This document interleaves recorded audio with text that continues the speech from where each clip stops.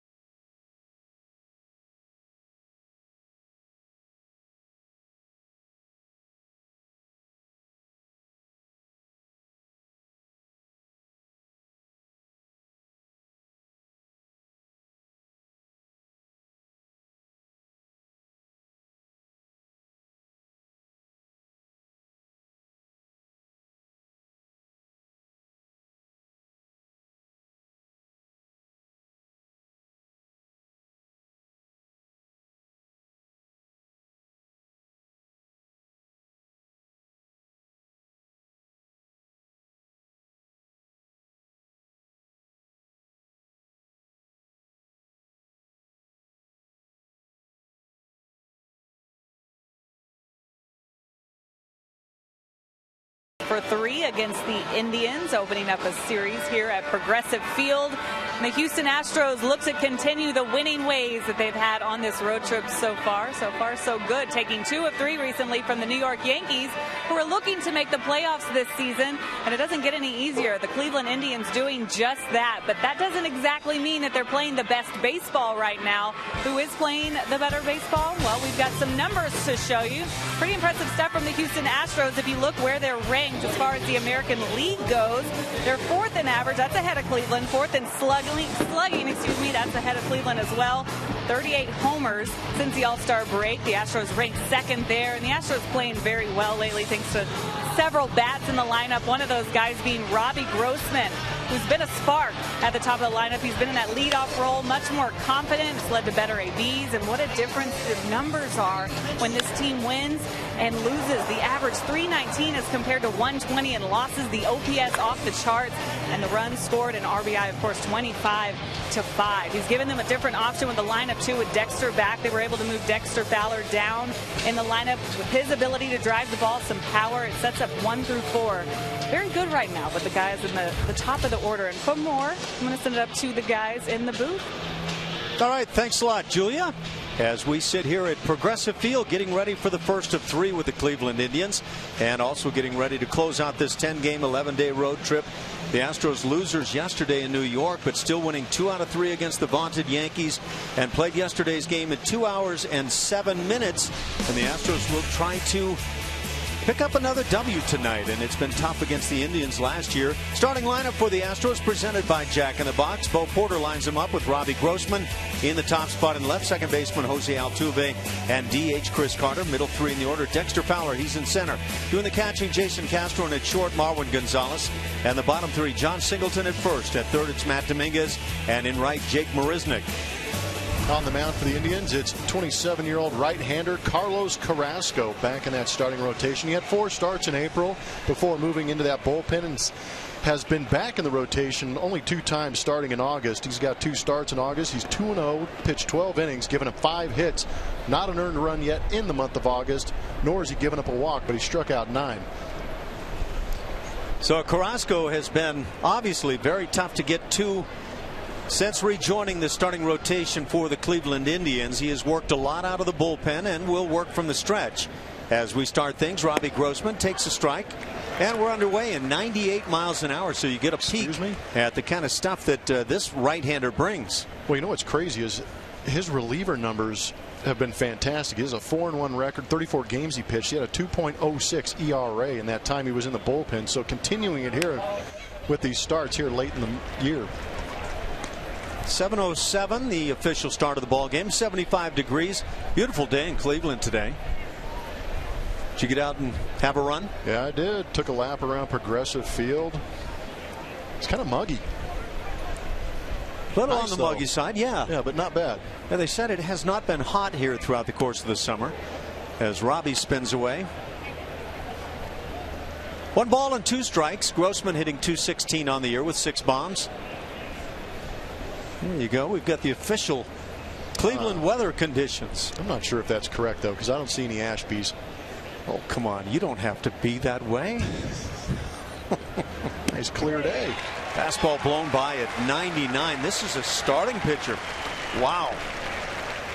Yeah, this being the first time we've seen the Indians all year, and to see an electric arm like that and seeing how the rotation's set up, you're almost glad you didn't have to see Kluber with the way he's been pitching, but Carrasco's going to go out there and pump 97 plus. It's going to be a rough evening. So not that you ever struck out, Blummer, but if you're Robbie Grossman and you head back to the dugout right now, what are you passing around?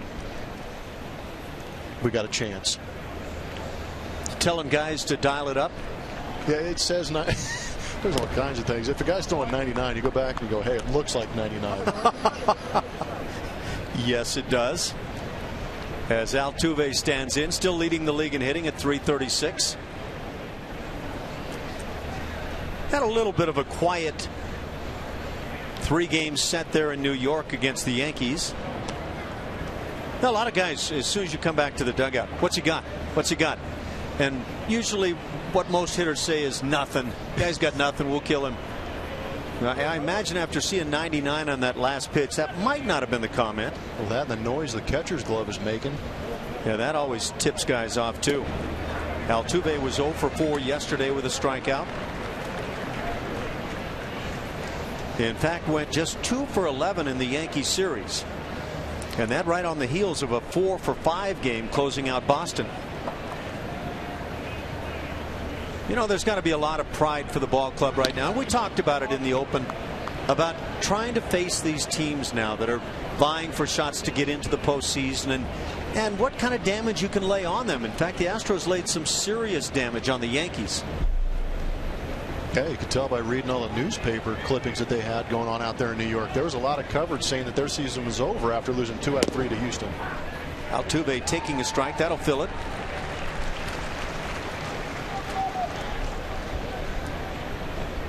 Altuve leads the American League in hits, 175, batting average 336, stolen bases 46, though that stolen base game has slowed down considerably. And just outside Altuve, the 1-out walk. He's aboard for Chris Carter. Here at Progressive Field, formerly known as Jacobs Field, you got Michael Brantley out there in left field, Michael Bourne, ex-Astro in center field, Chris Dickerson in right. Around the infield, Lonnie Chisenhall at third, Jose Ramirez at shortstop, Jason Kipnis at second, Carlos Santana at first base, and Roberto Perez doing the catching with Carlos Carrasco. Jacobs Field drew a lot more fans than the Progressive Field. That is very true. They had a great sellout streak here in Cleveland for years. And once that went away, it has a tendency of leading to some rough times. And the Indians are 15th among 15 teams in the American League in attendance. Even last year when they won 92 games and lost just 70 and got into postseason play, they were 14th in the league in attendance. Now they've got to find a way to get things turned back around here in Cleveland. We'll say this, walking around downtown today, my experience was that it appeared that things were really picking up. A lot more people on the streets, new buildings. We're in a new hotel. It's a big weekend for Cleveland sports fans too. Yes, it is. Carter backs away. Take, for example, tomorrow night. A lot going on. You got the Indians, Astros, the Arena Football League Championship will be here tomorrow. And you've also got Browns, Rams NFL game going on. Yeah, just heard from the truck. We're touting Johnny Clipboard for tomorrow night. Much to the delight of one Julia Morales. Yeah. Don't ever wrong Julia on your way up. Yeah, she might get upset if he turns into Johnny Fanny Pack. 2-1 the count. Just the first inning. Carrasco has his mind on Jose Altuve. Talking about those sellouts that Jacobs Fields had, I was on the bus sitting next to Steve Sparks, and we talked about some of those ball clubs that they were rolling through here when they were winning those championships when they first moved into this place. And I mean, it's some great rosters. Oh. They had Manny being Manny at his very best. He was just a kid. 2-2 the count on Carter. The Astros third in the league in stolen bases with 87. And of course Jose Altuve spearheads that attack, 46. Caught 7 times. He's held on at first by Santana and goes. The pitch is pop foul just to our right and below us. The Astros start the night 54-74, 20 games under 500. But they are also 4 games in front of Texas, and the Astros and the Rangers have 7 more games down the stretch. It's another reason for the Astros to keep playing hard. Win that Texas title, take that boot home.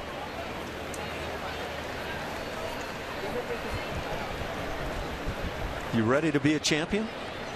Oh, you did go there.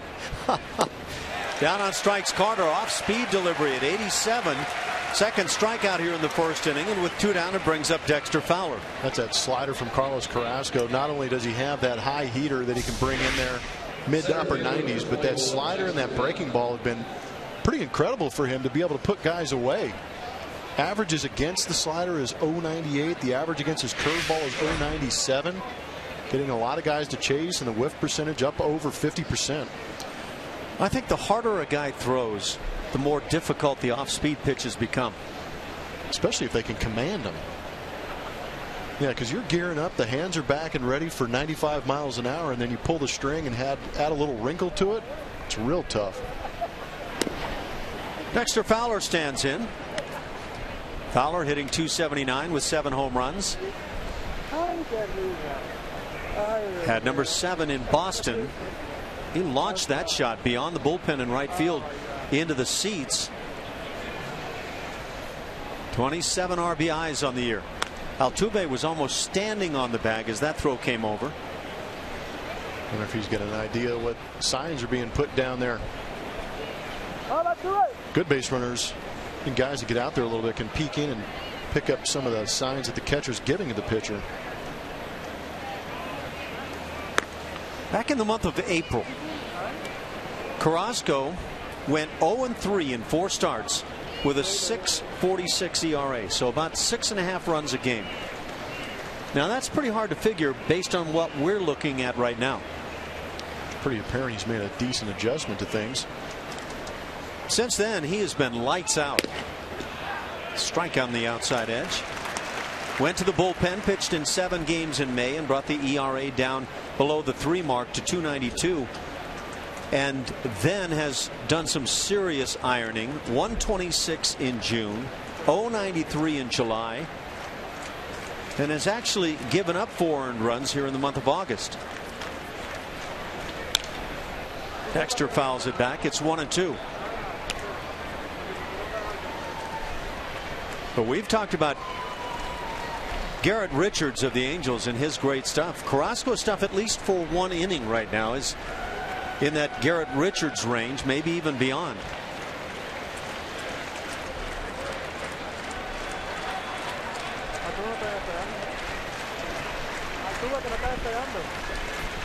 Crowd getting behind Carrasco. There goes Altuve as the pitch is popped up shallow in right field. Second baseman Kipnis calling. He'll make the catch. That'll do it for Houston in the first. Couple of strikeouts for Carrasco. Altuve stranded after the walk. We played a half scoreless.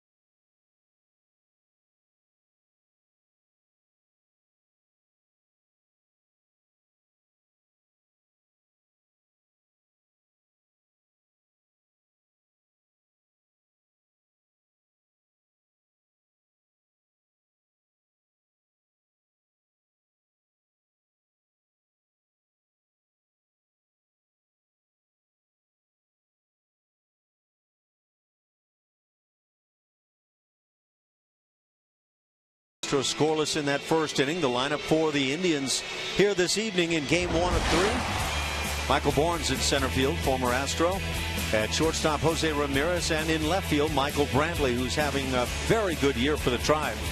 Middle 3, Carlos Santana, he's the first baseman. At second, Jason Kipnis, who had a big year last year. Zach Walters is the DH. Bottom 3, Lonnie Chisenhall, he's at third, and he was vying for the batting title there about a month or so ago. Chris Dickerson in right, and doing the catching, Roberto Perez. Brad Peacock on the mound for the Houston Astros. Get a chance to look at his numbers on the season. Not extremely exciting. 102 innings pitched, 112 hits given up. In his last 5 starts, the team has lost all 5 of those games. So looking to correct that, but also watch left-handed hitters against Brad Peacock. Before the All-Star break, they hit .254 against him. After, .385. Peacock gets ahead right away. 0-2 on Michael Bourne. Bourne, former Houston Astro, former teammate of Jeff Blum. Good dude, Michael. Rather enthusiastic fella. Yeah, good energy. Played that way too. Here's the changeup. See if Brad Peacock is inclined to utilize that pitch a lot tonight. Also the slider that we saw used so well late last year. Count stays at 1-2.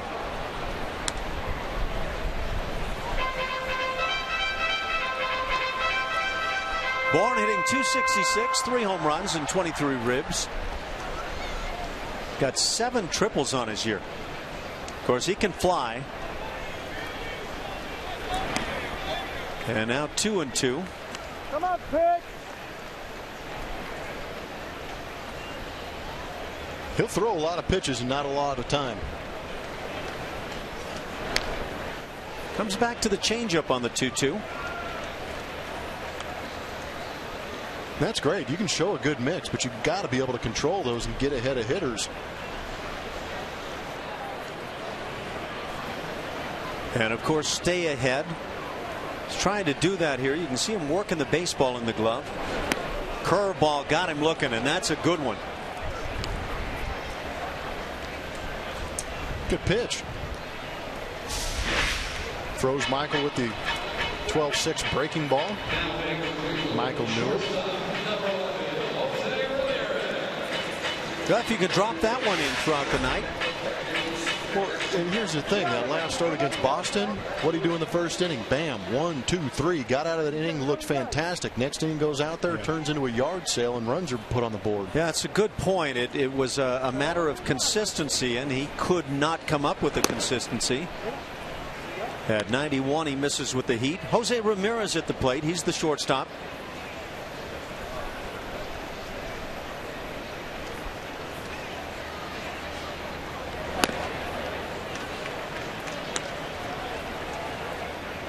Peacock falls behind 2-0.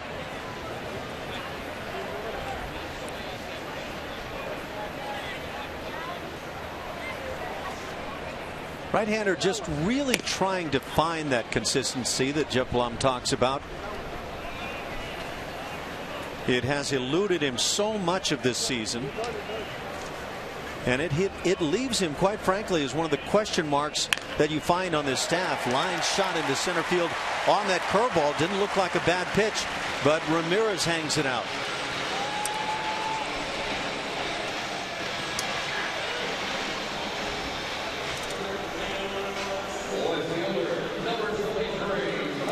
That'll bring up Michael Brantley, the left fielder.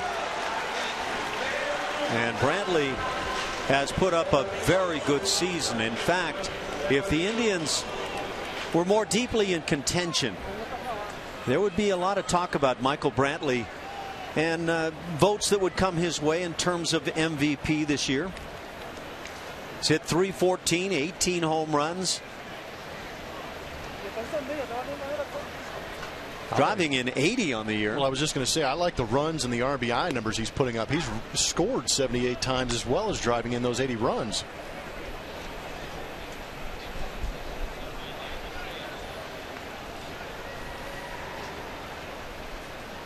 .42 walks, 45 strikeouts. The on-base percentage is up. He's doing a lot of things right this year. Yeah, he's been the key guy without question in this Indians batting order.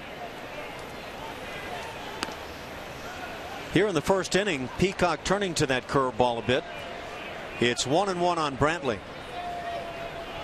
That on-base percentage, .373 with the numbers you talk about. This guy's been a very good player. He was a throw-in in a deal, that player to be named later back in 2008.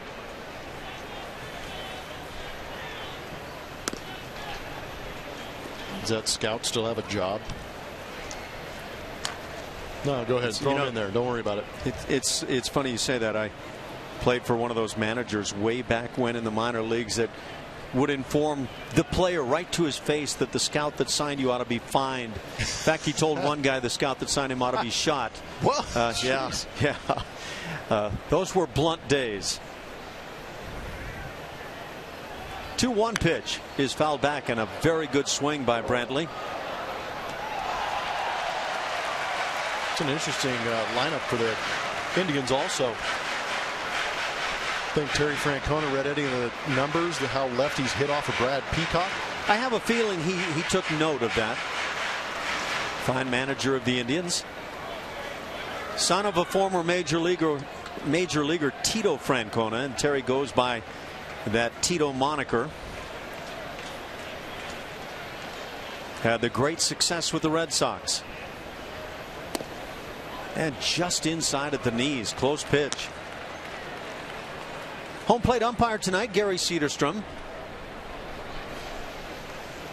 Mark Rippiger is at first base. At second, Lance Barksdale. And at third, Kerwin Danley.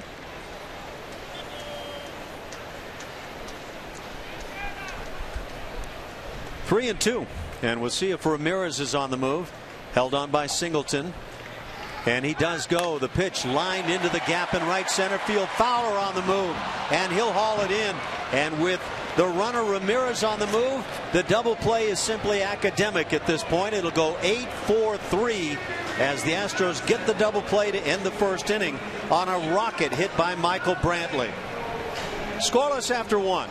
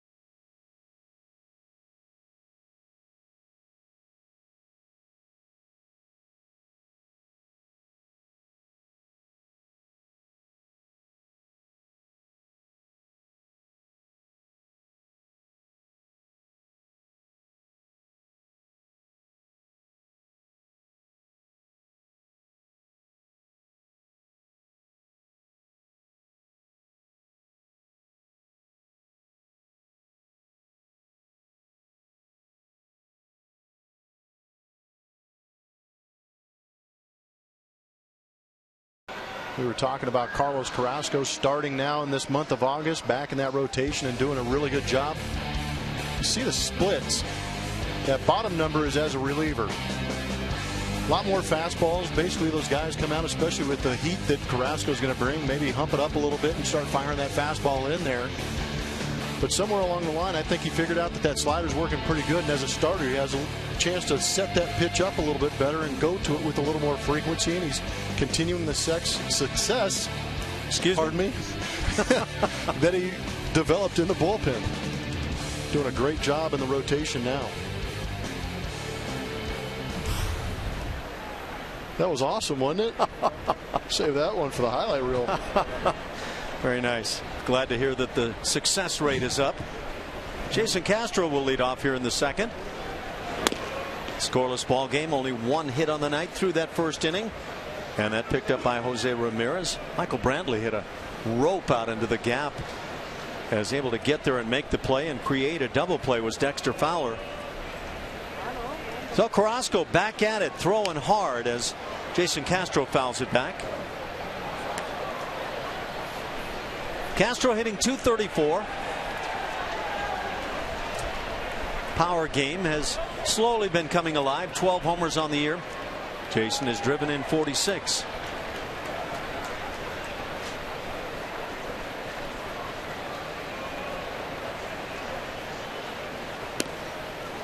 Fastball just inside 98. This is steady gas being thrown by Carrasco.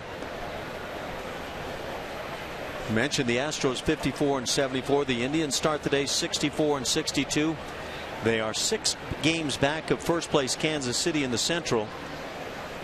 The Tigers a game and a half back at the start of play. So that division is certainly yet to be determined. But what a job done by Kansas City. They're 7-3 in their last 10. Same mark that the Indians have put up, however.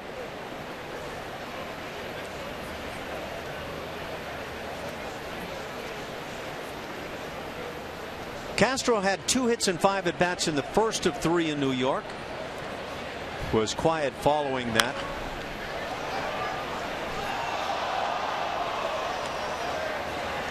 And Jason certainly could get to his number of home runs from last year. He hit 18 in his All-Star campaign. Again, 12 on this year. He's just 10 RBIs shy of what he put up last year. It's kind of interesting to realize that he's getting close to similar numbers, and the average isn't there, but it really doesn't seem like he's really put up those similar kind of numbers. Down on strikes, Jason Castro.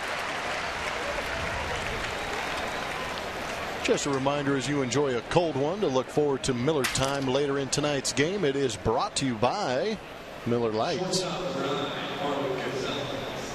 course, the Astros already a club that's prone to the strikeout. 3 of the 4 outs recorded to this point have been via the strikeout. It brings up Marwin Gonzalez, and Marwin finally getting a little due credit as he moves up to the 6th spot in the Astros lineup. He's had a quick bat, and he's going to need it against this guy. Looked like a splitter, some form of a change. Give you an idea how much respect he's getting these days. First pitch off speed. Looks like he's got George Brett's bat up there.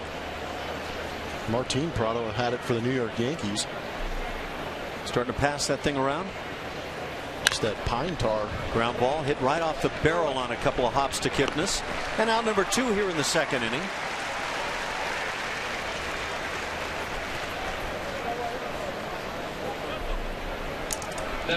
You can see the crowd, and again the Indians last in the American League in attendance. And like Blummer says, there's a lot of competition going on here this weekend in Cleveland.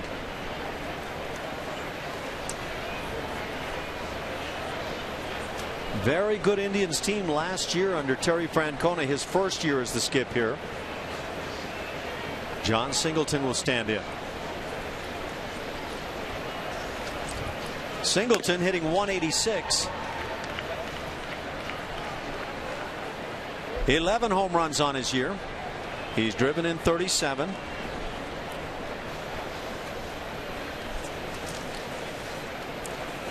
Shift on, 3 infielders on the right side. Second baseman Kipnis playing shallow in right field as that pitch was very close. Maybe low. I don't know. Real good pitch. See Perez behind the plate. Yan Gomes has been the everyday catcher for the Indians. He took a couple of balls off the face mask yesterday, and they haven't yet said that he has a concussion, but they're being very cautious about utilizing him, say that he may not play at all in this 3-game series. And that's a break for the Astros. Gomes has played quite well.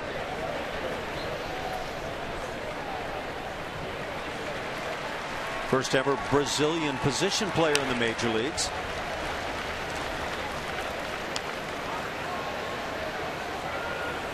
Carlos Carrasco is going after wins in 3 consecutive starts for the first time since June of 2011.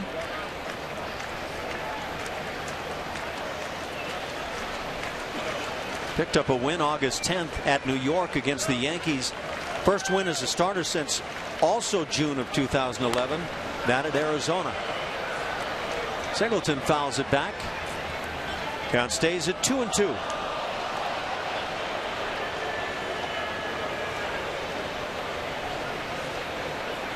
And this is the first career start for Carrasco against Houston.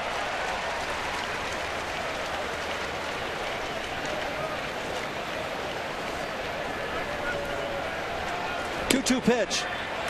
Strike 3 called, outside edge, and then some. 2 strikeouts in each of the first 2 innings for the Indians' right-hander. We're scoreless as we go to the bottom of the second.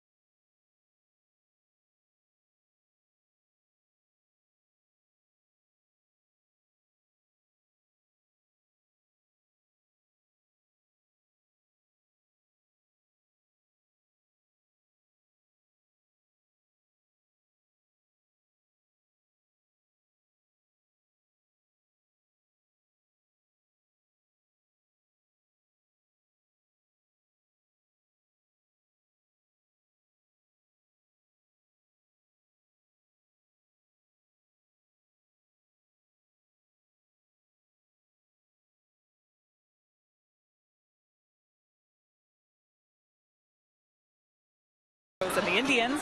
Our Geico quote of the day is Bo Porter talking about the guy on the mound, Brad Peacock. I think the biggest thing with Peacock moving forward is being able to command all of his pitches. And this has been the story about Peacock all season long. He's tweaked mechanics with pitching coach Brent Strom. He's moved from one side of the rubber to the other, just trying to find ways to be consistent and to control his pitches. And it's a work in progress, but Bo Porter also said that this is another opportunity for him to prove that he is moving in the right direction, and he has to start showing signs, guys. Agreed, Julia. There's no question that if he's going to continue to get opportunities to be a starter on this ball club, whether it be this year or next, that consistency of positives is going to have to be a part of the game. Curveball bends low. It's 2-0.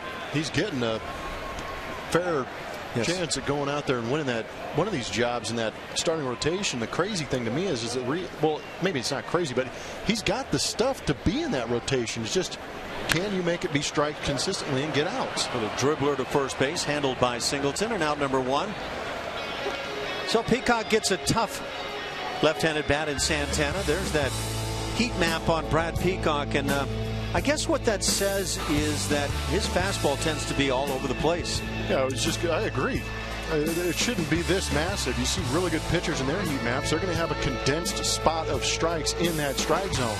This is just, an ink blot test for the most part. So is that his biggest issue, you think? Yeah, fastball command. If he could get ahead with that thing, then go to the other off-speed pitches. Last year we saw a great slider to put guys away. We saw a good breaking ball early in this game to put away Michael Bourne. So just a matter of corralling it and working ahead. He doesn't work well from behind.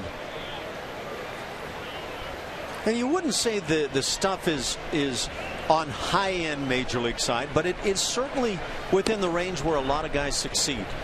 He should compete better with his stuff. No question. Than what he is showing. Yeah, that's very well said. Jason Kipnis was a key man for the Indians last year in their 92-win season. Hitting just .247 this year with 6 home runs. The power game has dropped off considerably. He pops it on the left side. Matt Dominguez is right there. And out number 2. And bring up the DH, Zach Walters. That was a good last pitch.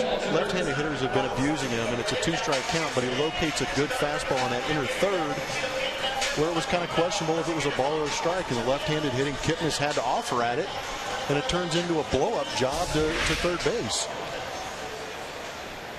That's a great location. In 92 to 94 can get on guys if you put it in the right spot. Oh, yeah. Zach Walters starts the bat. Goes through. Curveball effectively thrown. Walters had home runs in each of his last 2 ball games. These Indians just got done playing 3 in Minnesota and winning 2 of the 3. Losing yesterday 4-1 to Minnesota. But Walters had home runs in each of the last 2 games. Each one a solo job. There you go once again with the hammer. Down in the zone. He got ahead with that 0-1 count. Then you can try and throw that nasty one and see if the fish are biting.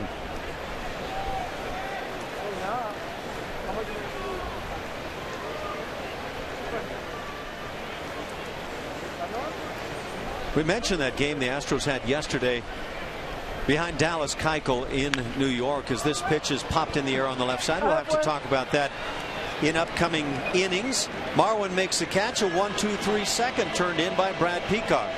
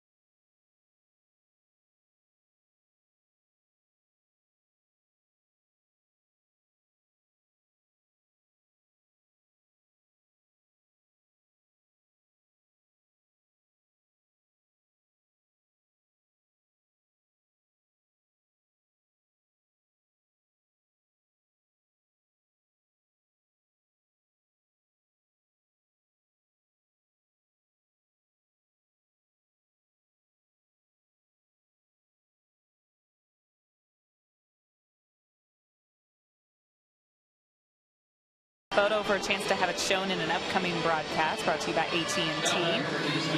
And while you're tweeting, we have a Twitter question for you today. I want you to tweet us, and we will read some of the best answers later in the show. Here's today's tweet at HOCHEN-CSN. Which road ballpark would you most want to visit? And the Astros have seen some good ones lately, starting with Fenway, Yankee Stadium, now with the Jake. Guys?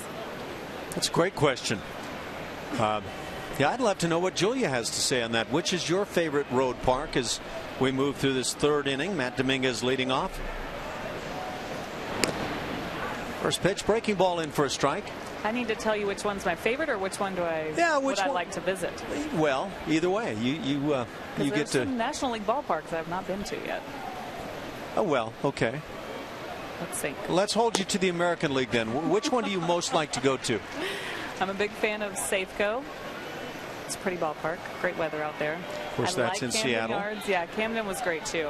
Fenway was fun. It's just tough to get around if you're trying to work. Let's put it that way. 0-2 the count on Matt Dominguez. Well, I thought it was because Matthew McConaughey hangs out there. It's my guy. Yeah. My best bud. Have you guys stayed in touch now since the interview? No, he probably wants nothing to do with me. He'll probably never do an interview again with any sideline reporter.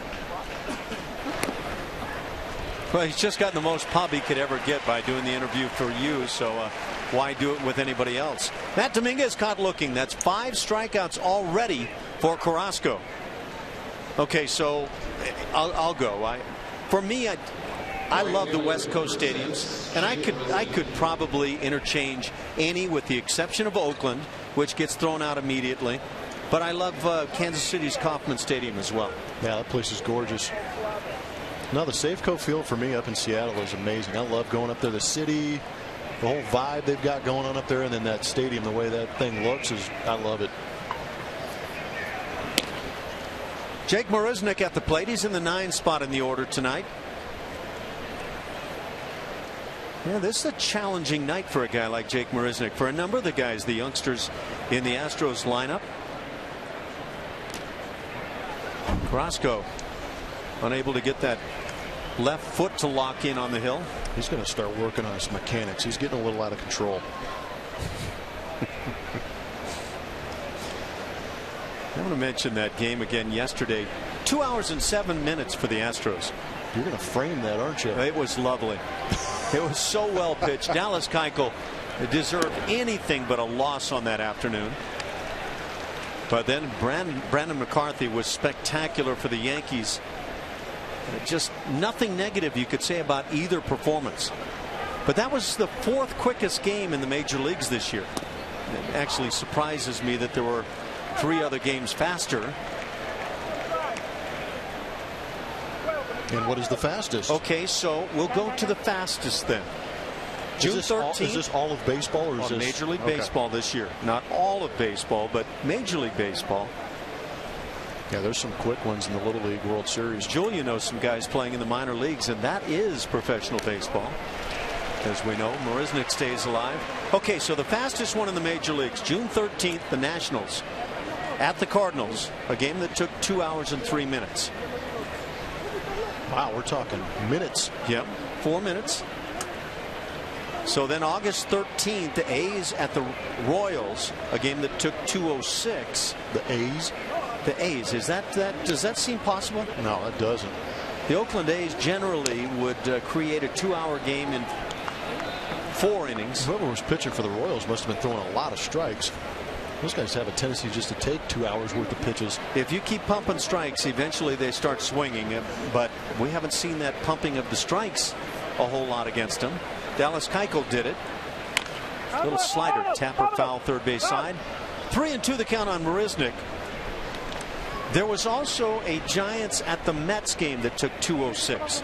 So there's your 1, 2, 3 games that were at least a minute short of what the Astros were able to do. And that's some very well played baseball.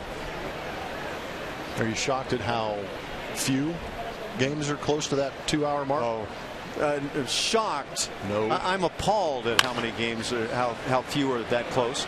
Little dribbler left side. Chisenhall, not a chance, as Jake Marisnick runs very well going down the line. Infield single.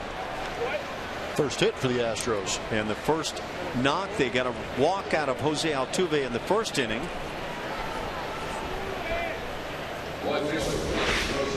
Not much you can do as a third base when you see the big swing. You're playing back. It's actually kind of an awkward route. Yeah, for me, that I just saw Chisenhall take on that ground ball. But Marisnick can run. It would have had to taken a perfect play for Chisenhall to catch and release and get Marisnick. You know, that speed of Marisnick is one of the things that fits in really well when you start projecting to the future. The outfield for the Astros, Springer, Marisnick, as Marisnick runs on this pitch. Robbie Grossman at the plate. But along with Dexter Fowler, that's a nice speedy outfield. Can't really see it from this angle, but the first move from Chisenhall when we were looking behind him in that left field, he kind of took a drop step left with his left foot, opened up a little bit and kind of curled around instead of taking a direct route to that ball. I wonder if his eyes were telling him that maybe that ball was hit a little bit harder. Robbie Grossman, strikeout victim in the first.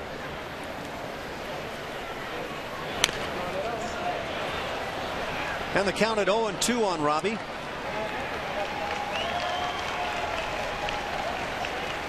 By the way, that game yesterday also was the third game of at least 9 innings this year. Of course, that was 8.5 innings in which both starting pitchers threw complete games.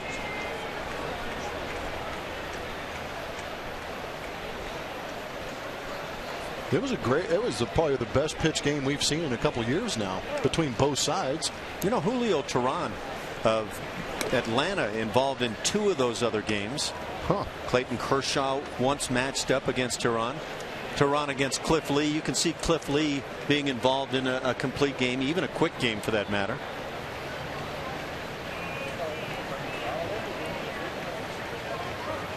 Last time the Astros played in the game in which the starting pitchers on each side went the distance was 2005. Roger Clemens versus Jake Peavy. Pitch in the dirt, kicks away. Marisnick alertly into second base. That's good play by Marisnick. Great jump. That's anticipating the ball in the dirt by Jake. Nice job by Perez, but when you react like this, not much you can do as a catcher. So in scoring position now, Jake Marisnick.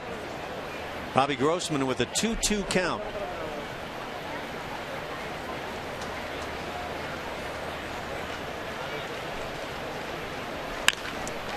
And Robbie shoots it foul down the left side.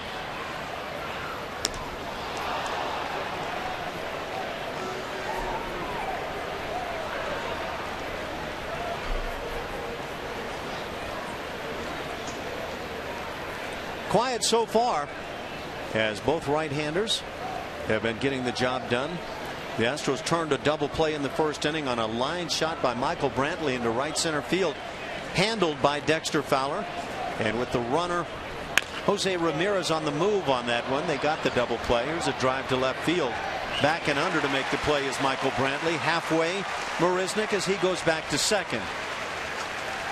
Come out to Minute Maid Park next Friday the 29th when the Astros face off against the Rangers at 7 p.m. 10,000 fans will receive a Lone Star Series t-shirt presented by Houston Methodist, and the game will be followed by spectacular fireworks presented by Marathon Oil Corporation. Visit Astros.com for more details. Yeah, we've got some fireworks going on later here tonight. The Astros would love to add to the fireworks. 2 outs for Altuve. Drew a walk in the first inning, hitting .336. Robinson Cano starts the night at .329, second best in the league, as Altuve takes a strike. By the way, Justin Morneau of the Rockies leads the National League at .317. So it gives you an idea of how strong Altuve has been to this point. Victor Martinez of the Tigers, along with Adrian Beltre of the Texas Rangers, each at .322. So some really good names at the top of the heap in the American League. Altuve fouls it off.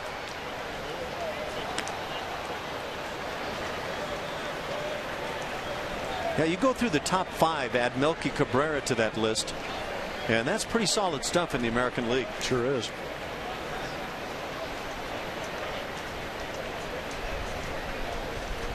Michael Brantley is right behind. He's 6th. Miguel Cabrera.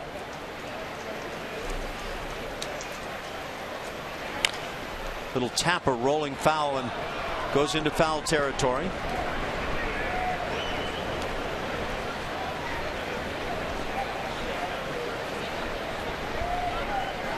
Great stop from Carrasco. We had heard that he had been tearing it up his couple of starts now since reinserted into the rotation for the Indians. But we get a close-up and personal look at it, and it's very impressive. The Astros doing a good job of making him work. You just saw it right there. 21 pitches in this inning. There's guys that are nasty. Make them work, get that pitch count up, and hopefully get into that bullpen. Altuve really in a place right now where I imagine in his mind he's thinking time to get hot again. Of course, if you have a night like this against a guy throwing this kind of stuff, pick up a couple of walks, maybe get yourself a knock, and move on to the next ball game. 0-2 pitch, ground ball hit to third. Chisenhall with the play, and making it very close is Jose Altuve. That'll do it for the Astros. They leave a man on the hit.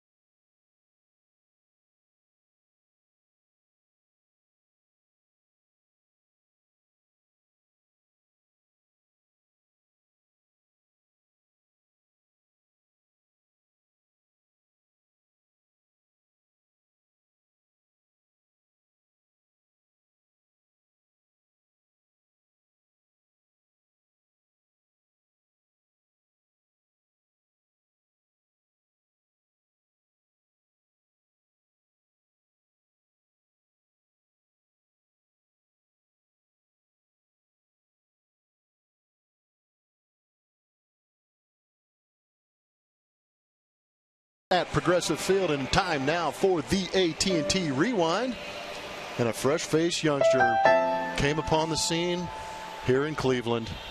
His name was Alan Ashby. Turn up that melodramatic music behind. See the desire in the young man's eyes. The wild locks flowing in the Cleveland sky. Third round pick in 1969. That's Tucson right there. That's spring training time. Oh, let's man. keep your mouth shut. Do what Gaylord Perry tells you to do. Oh, that music is lovely. Thanks for turning it up, guys. I think I was about 3 months old right here. Oprah's coming out in just a moment. We'll go ahead and start the inning since she has not arrived yet. Where's our stage manager? I think I need some tissue. You okay? I'm going to get through it. Hopefully you'll be fine. I'll get you float here in a minute. You'll forget all your woes. Oh, those were good days in Cleveland. As Brad Peacock brings a strike, it's 1-1 on the 7-hitter, Lonnie Chisenhall. A guy who was rolling along, swinging the bat much better than the guy you just saw at any point in his career.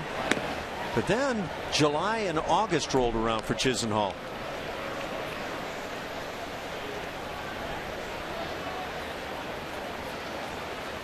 This guy's name was appearing a couple of hitters below Jose Altuve in the league race. Drives one to left field. Robbie Grossman with a good jump. He'll get there and make the play. Out number 1 here in the 3rd. Well, let's see what Lonnie Chisenhall was doing a bit earlier in the season. 3:45 before July came around. That's when Chris Carter took off. That's when Chisenhall decided to go the other way, but 193 since. Pretty drastic departure from what he was doing early. 1 out for right fielder Chris Dickerson.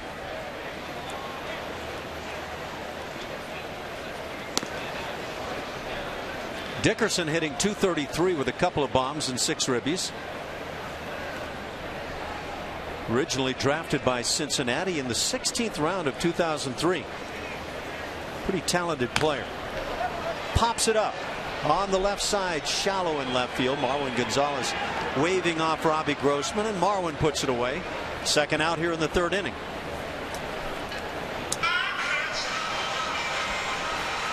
Bring up the catcher, Roberto Perez. He's getting some fly ball outs this game. I can't imagine Brad Peacock ever becoming a ground ball pitcher. Yeah, he has that traditional 4-seam fastball. It's kind of flattens out going through the zone. That one typically turns into fly balls when they are outs. And a lot of the time he's up a bit, mid-thigh and up in the strike zone. All adds up to a fly ball pitcher. Can he keep it in the yard is going to be a big question. Especially at Minute Maid Park.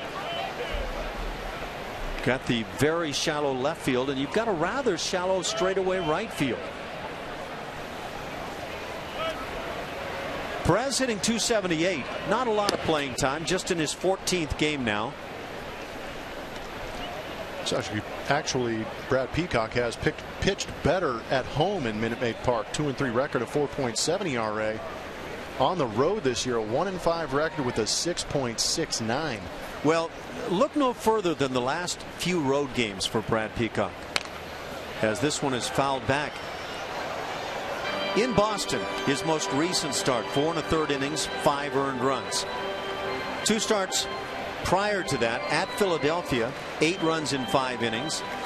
And the start prior to that at Oakland, 7 earnings in 3 2/3.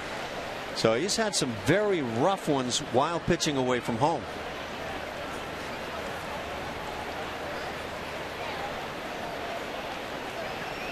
Now, I'm not sure he could give you any logical reason for that. Giving chase is Marisnik.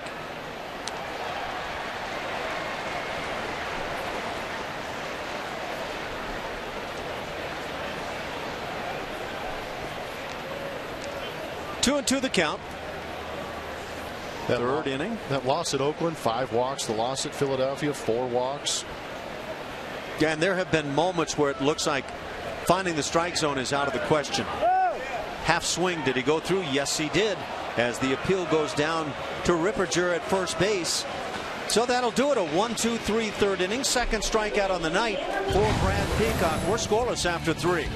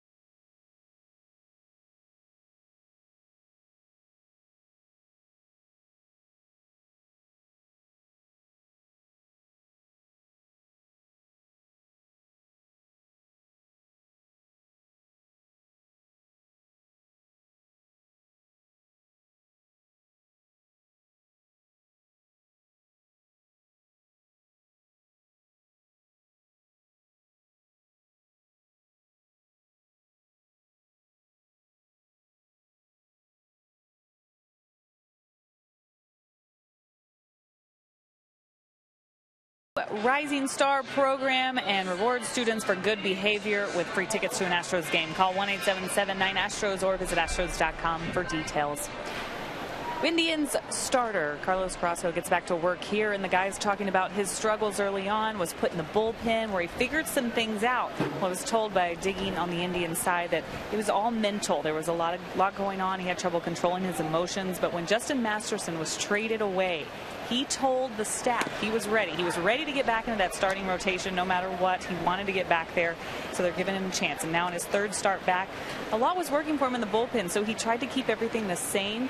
He doesn't take the amount of time that a starter normally would to warm up for a game, guys. He just kind of goes out maybe 10 minutes before just to get ready. He pitches out of the stretch, all things that he would do like he was still in the bullpen, and it's worked for him so far.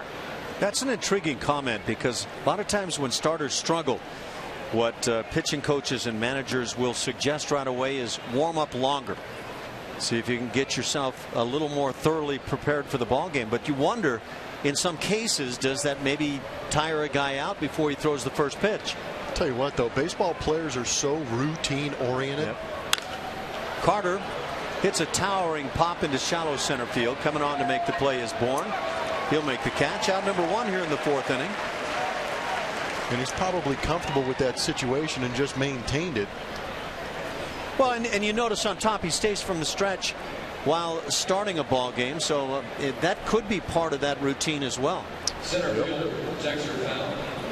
Cleanup man Dexter Fowler will stand in. It obviously doesn't take him much to get velocity on the ball.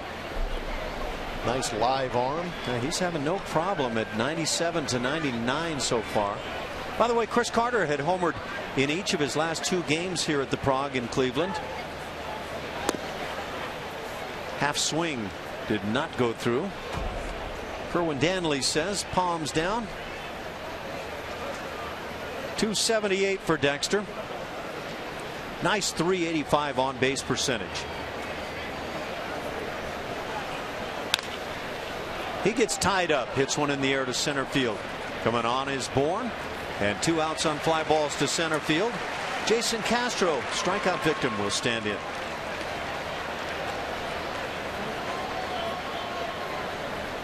So the Astros have been involved in some pretty well pitched ball games here now, yesterday afternoon and this evening. 2 more games here in Cleveland. Tomorrow night, Brett Oberholzer against Trevor Bauer. Well, let's try that again. Colin McHugh against Danny Salazar. And then the day game Sunday, Brett Oberholzer against Trevor Bauer, and then back home.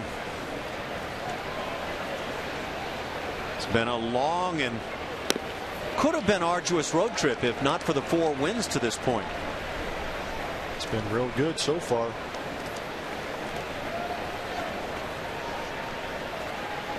Now, you talked about Carrasco and the abbreviated warm-up sessions, the abbreviated wind-up,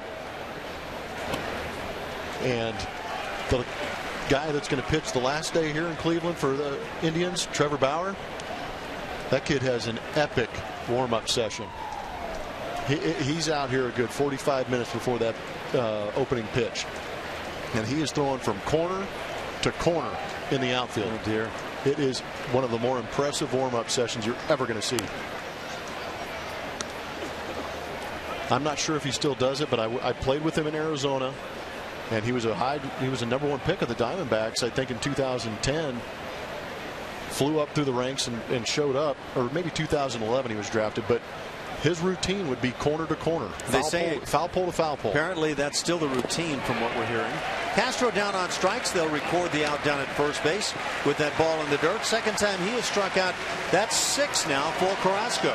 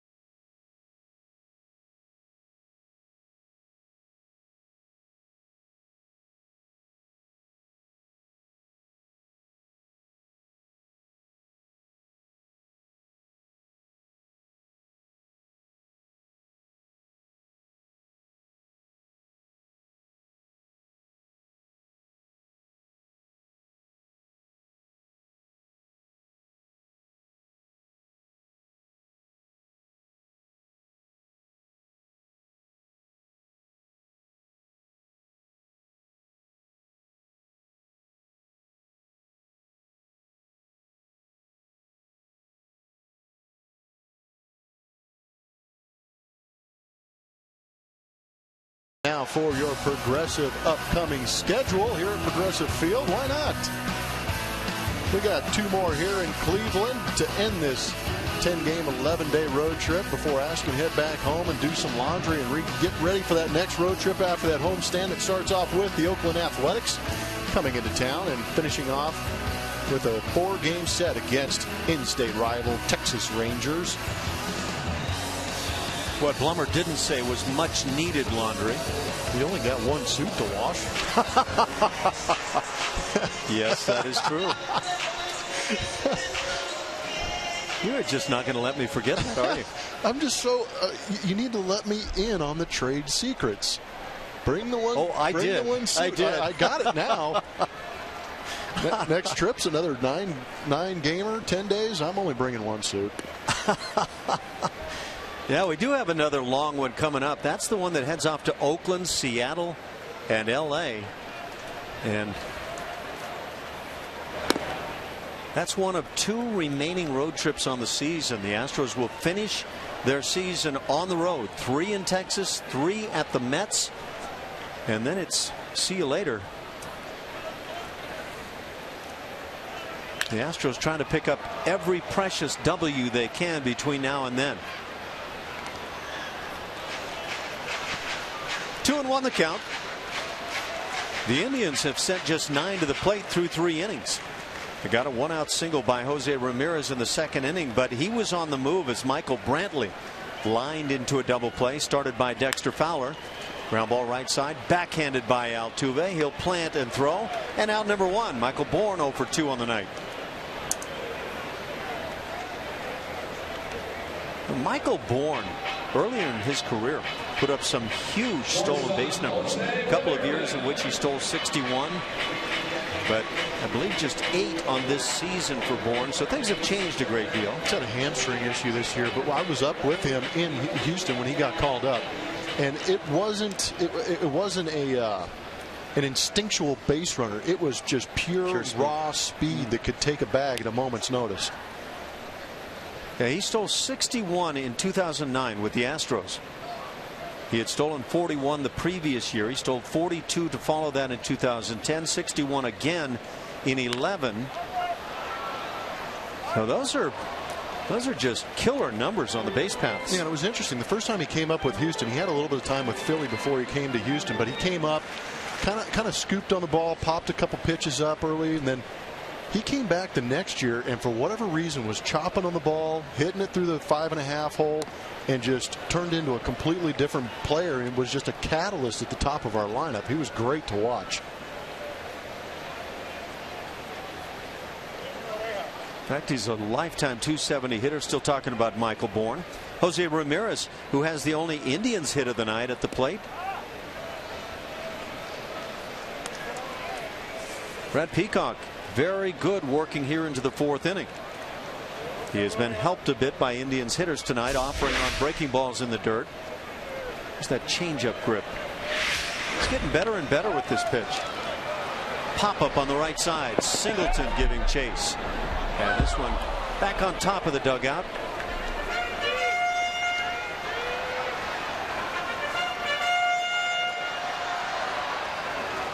The Astros continue to have George Springer on the DL, and with that injury to the quad that he's had for so long, and also a knee injury that has bothered him much of the season, you wonder if we'll see George Springer at all in the month of September. Down on strikes, Ramirez on a pitch right on the hands. 3rd strikeout for Brad Peacock. Jose Altuve leads the Astros offense into the weekend, and Colin McHugh takes the mound, hoping to throw the Tribe's playoff hopes a curveball or two. Pregame Live starts tomorrow at 5:30 p.m. only on Comcast Sportsnet.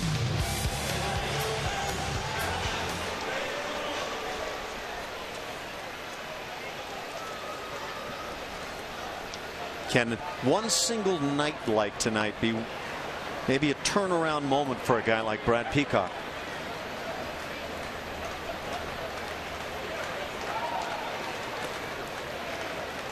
Michael Brantley at the plate. There's 24 guys in that Astro dugout that are hoping so.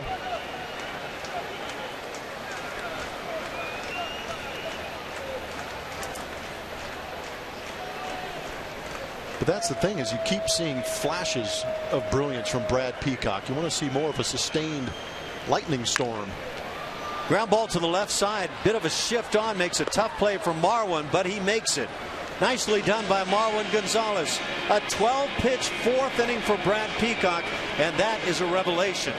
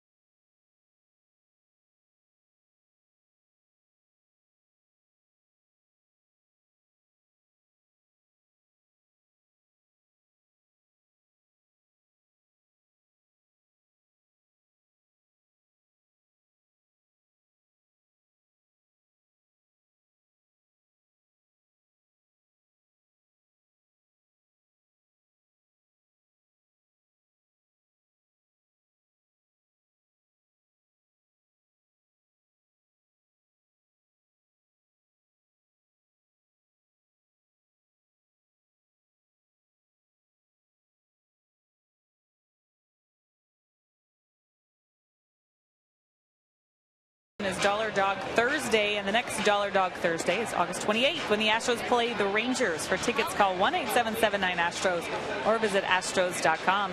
We will see Marwin Gonzalez up first, and good to hear from Marwin today talking about how healthy he felt, and that's something that there's a lot of things really that he's been dealing with, especially lower back, and then of course the right hamstring that bothered him for a while. But he said with the days off, with Gregorio Petit filling in sometimes, he was able to heal it, and of course with the shot that helped too. So yes, it's good to hear that he's feeling better and can run around the bases a little bit better. Yeah, and watching him play, he just looks like he's able to move at full strength now. Marwin 0 for 1 on the night, grounded out to second in the second inning. The only Houston hit picked up by Jake Marisnick, and that was just a little slow roller to third that Chisenhall should have probably eaten as Marisnick beat it out easily. Terrific stuff from Carlos Carrasco. Brad Peacock has matched him. Just not fair what he just did to Marwin. First pitch changeup, pulling the string. Marwin hoping to ambush a heater about 96. There's one hammered down the right field side. Watch it at the wall. It's out of here. Marwin Gonzalez has launched one to right field. His 6th on the year, and that's the first run of the ball game. 1-0 Houston.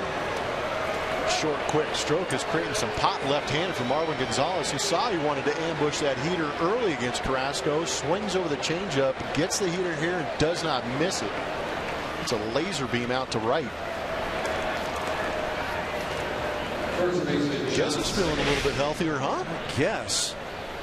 And you're right. I mean, it has been a really quick stroke that he's employed from this left side.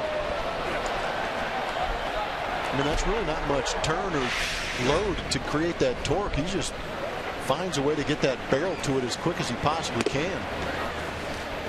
Home run number 6, RBI number 20 for Marwin. And the Astros strike first. And again, there's heat on the Indians. 6 games back of Kansas City. When you talk wild card, the Indians are 4.5 back of Oakland. Oakland and Detroit tied in the wild card, or both of the 2 teams that for the moment are in. Then it's Seattle, New York, Toronto, and Cleveland. Pitch is hammered on a line to right field. This will stay in the yard as Singleton lines out to right, out number 1.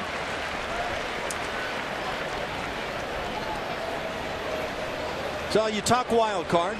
There's what it looks like in the American League, and you can insert the Indians below the Yankees.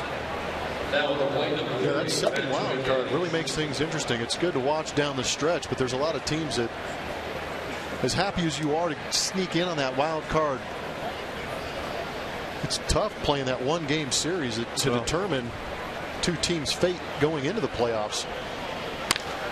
Pitch is lined to the seats down the right side, and all you can do is fanny pack down there. Hope that everybody's okay. And is Julia in that direction? Yeah. We can't have her go down. No? No. You realize how many promos you and I would be doing? Oh, my goodness. You know, there are key players on given teams that they can't afford to lose, and Julia would be that key player on this club. She is clutch. Not that she uses a clutch. Ground ball left side. Handled by Ramirez. He'll throw in the dirt, but dug out by Santana as Matt Dominguez just chugs it down the line.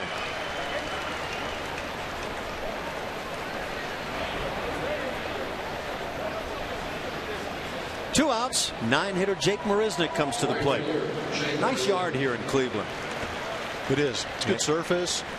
I remember 2005, the Indians were in a similar situation as last year, fighting for that last playoff spot. We came through with the White Sox, and this place was jam-packed. All they had to do was win 1 game that series, and I think everybody in Cleveland wanted to show up and see that, and it was amazing. This place can get rocking. The breaking ball gets away, almost gets a piece of Marisnick. Did you get it? I got it. Rock and Roll Hall of Fame down here. Have you been down there? Yeah, not this year. I went last year. You're going to have to talk about it next inning then, okay? As Marisnick drives one, but not far enough to right field. That'll be handled by Dickerson. Marwin Gonzalez has provided the game's only run.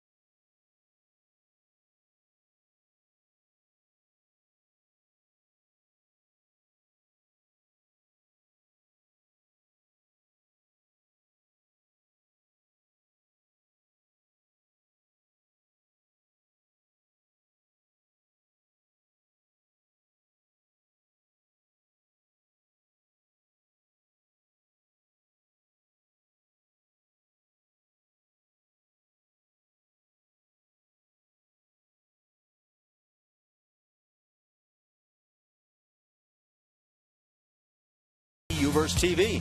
Find out what's possible with AT&T. Call 1-800-PIC-ATT. Mobilizing your world.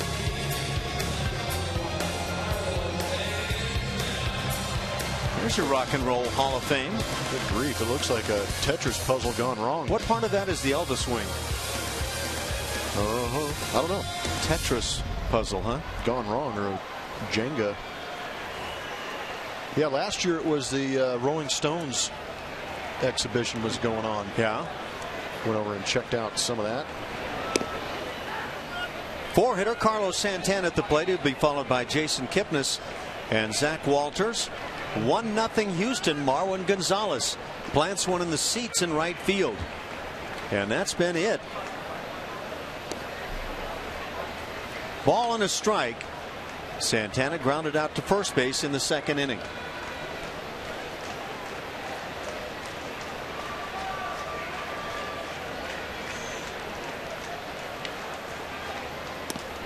So the Astros need 9 more wins to get to 63 to eliminate that chance of 100 losses this year. They've got what?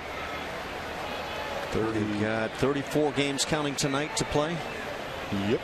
That should be doable. Should be extremely doable. Eliminate that 15-game skid that was had last year, and should be no problem there. 2-2 the count. Well, Brad Peacock could go a long way to helping the ball club in that regard. Rotation has been pretty darn solid lately. And Colin McHugh goes out there tomorrow, a guy that has really earned a spot to be in this rotation going into next year. Down on strike Santana. That's 4 now for Peacock.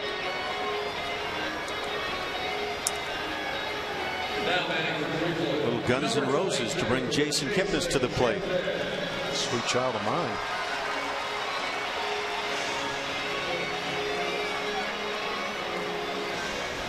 One of my astronaut buddies told me that right next to the are you for real right now? His name is Mike Foreman. He's a good friend of mine. He reminded me coming into Cleveland that right next to the Baseball Hall of Fame is the Great Lakes Science Center. I have never heard that line used before. One of my astronaut buddies is. That's why I'm here. Okay. That was beautiful. I can't believe you're horse laughing at me right now. You don't have any astronaut friends? No, you know what? I I would love to say I did, but I'm going to leave that. He's going to be upset with you. I'm going to leave that line to you. He's going to put you in that big old water tank they have. Go ahead and finish your story about one of your astronaut buddies. I did. I can't believe you don't believe me. Pitch is popped up on the right side. Jose Altuve is calling. Not going to have a chance. Out number 2 here in the inning. We love high school football as much as you. All this week, our school series, Road to State, highlights the top talent and teams in the greater Houston area. Catch Sportsnet Central's Road to State tonight at 10 p.m. and midnight, only on Comcast Sportsnet.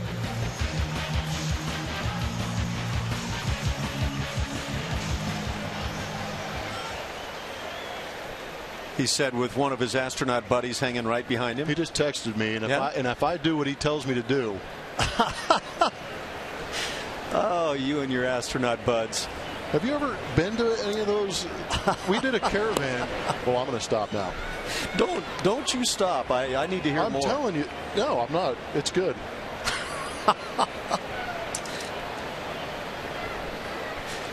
Yeah. You know, I couldn't tell you the guy's name, but I actually went to dinner with a friend of mine back when Giff Nielsen was still living in town with one of the astronauts that had been on the shuttle a couple of times, actually, I believe. And it's horrible that I can't remember his name. You know, I laugh at you for dropping that line out there, but just to have that chance to be around those that have been a part of the space program, it's quite a tribute. There's a drive right field. This is getting out and does easily. Two out. Solo home run by Zach Walters, who is now homered in 3 consecutive ball games. Will tie this one at 1.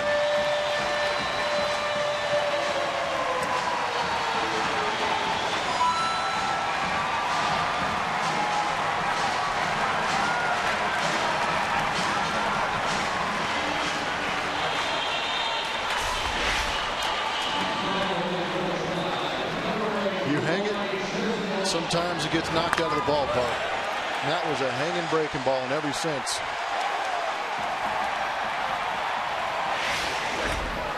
Third consecutive game in which Walters has hit a solo home run. His 5th home run of the year. Fly ball to center field, handled easily by Dexter, and that'll do it. But a home run with 2 outs will tie things at 1.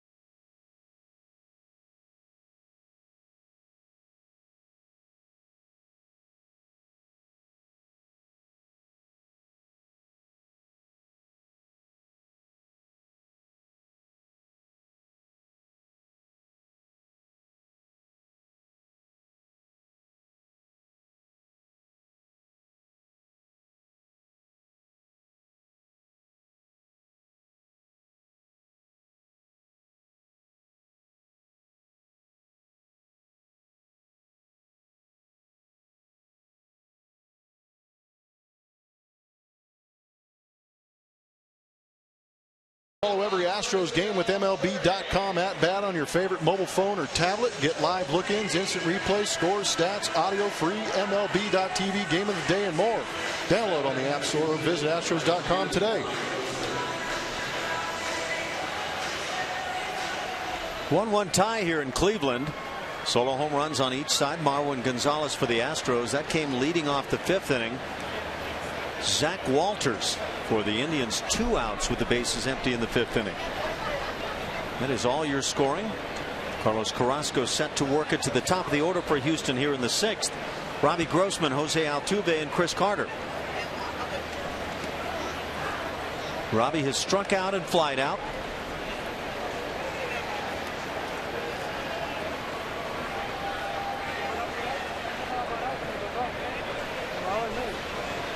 Two hits for each club. There has not been an error on the night. And that breaking ball gets a couple of strikes now on Robbie Grossman.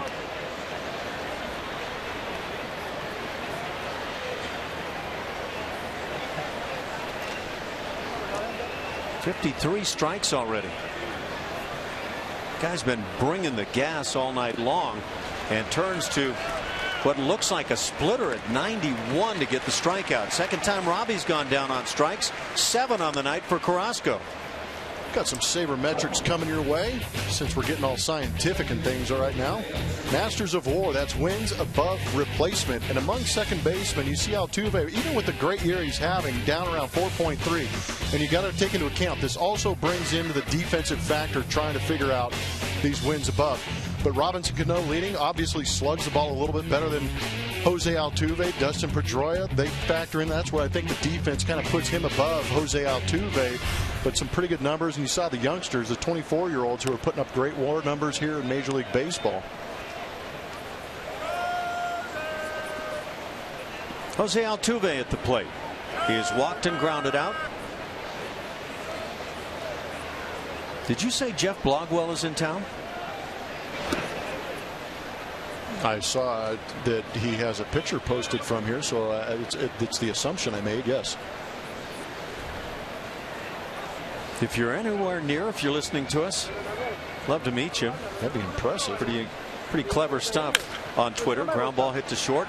Gliding to his left, Ramirez to make the play, and 2 outs quickly in the 6th.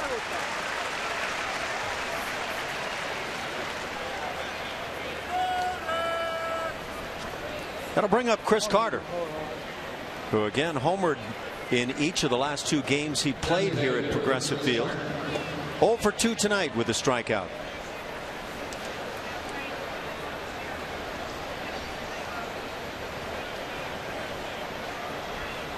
How about the Baltimore Orioles and Manny Machado now apparently done for the season?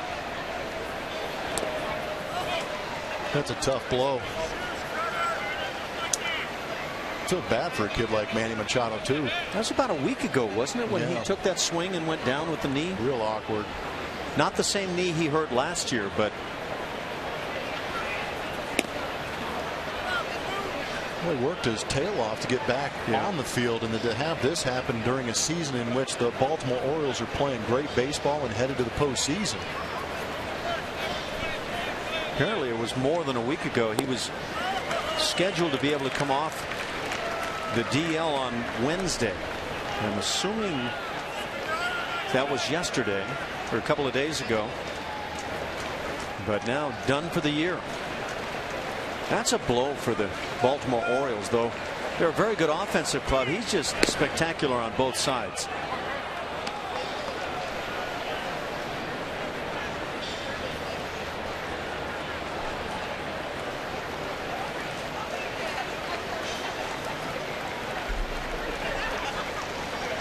Two the count. And now 3-2. Waiting on deck is Dexter Fowler.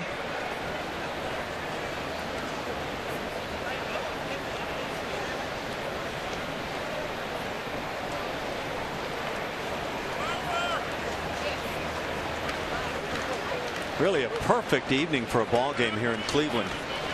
You probably couldn't make it any nicer for a game. Crowd has filled in a bit since the start of play. And that went up and in. Carter draws the 2-out walk. Second walk issued now by Carrasco. First 2 walks of August for Carrasco. That'll give Dexter Fowler a swing. Now stepping in, center fielder Dexter Fowler.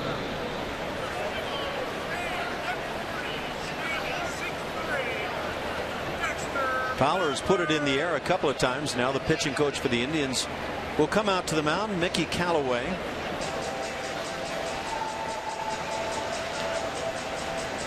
What do you think? Just one of those moments where you figure Carrasco could be getting a bit tired.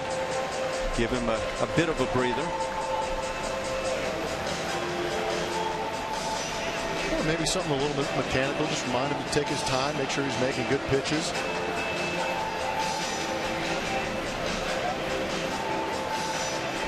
Ian's getting a left-hander loose in their pen.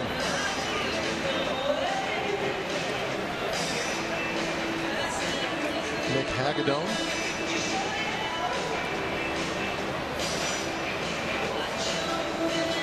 Carrasco right at 87 pitches. I have it. May be a pitch or two off of that. 87 is correct.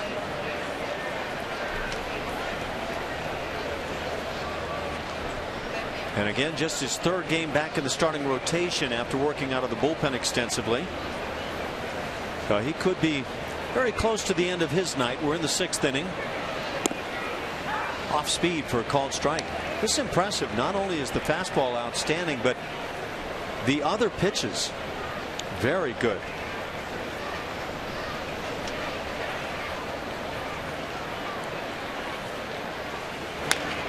Fowler has a good swing as he fouls it back, but the count at 0-2. Still got the velocity. Yeah, he does.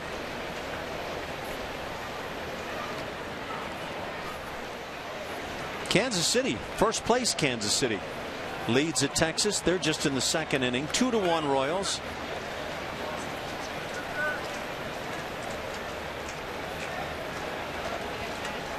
The Detroit Tigers a game and a half back of KC. Fowler down on strikes. 2 more in the 6th inning. 8 on the night for Carlos Carrasco. We go to the bottom of the 6th, all tied at 1.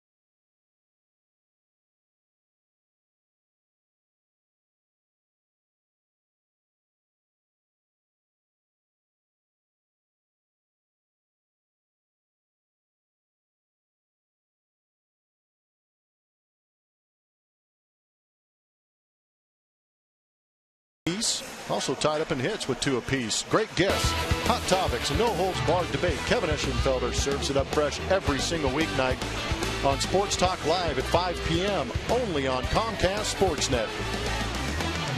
Brad Peacock is out at the mound, but so are the skip and the trainer. Rex Jones is out there along with Jason Castro. And I don't know what's going on right now with Brad. Looks like he's done. Looks like Bo has decided the night is done for Brad Peacock. Unreal. They're going to go to a left-hander in the pen.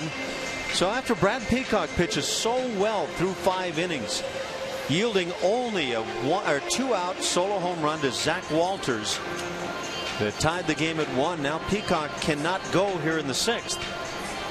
And after you see a night like this for Brad, where he pitches so well, and you start to get those feelings, those positive thoughts that Brad might be slotting into this rotation again, then something like this happens. So we'll break it right here, tied at 1.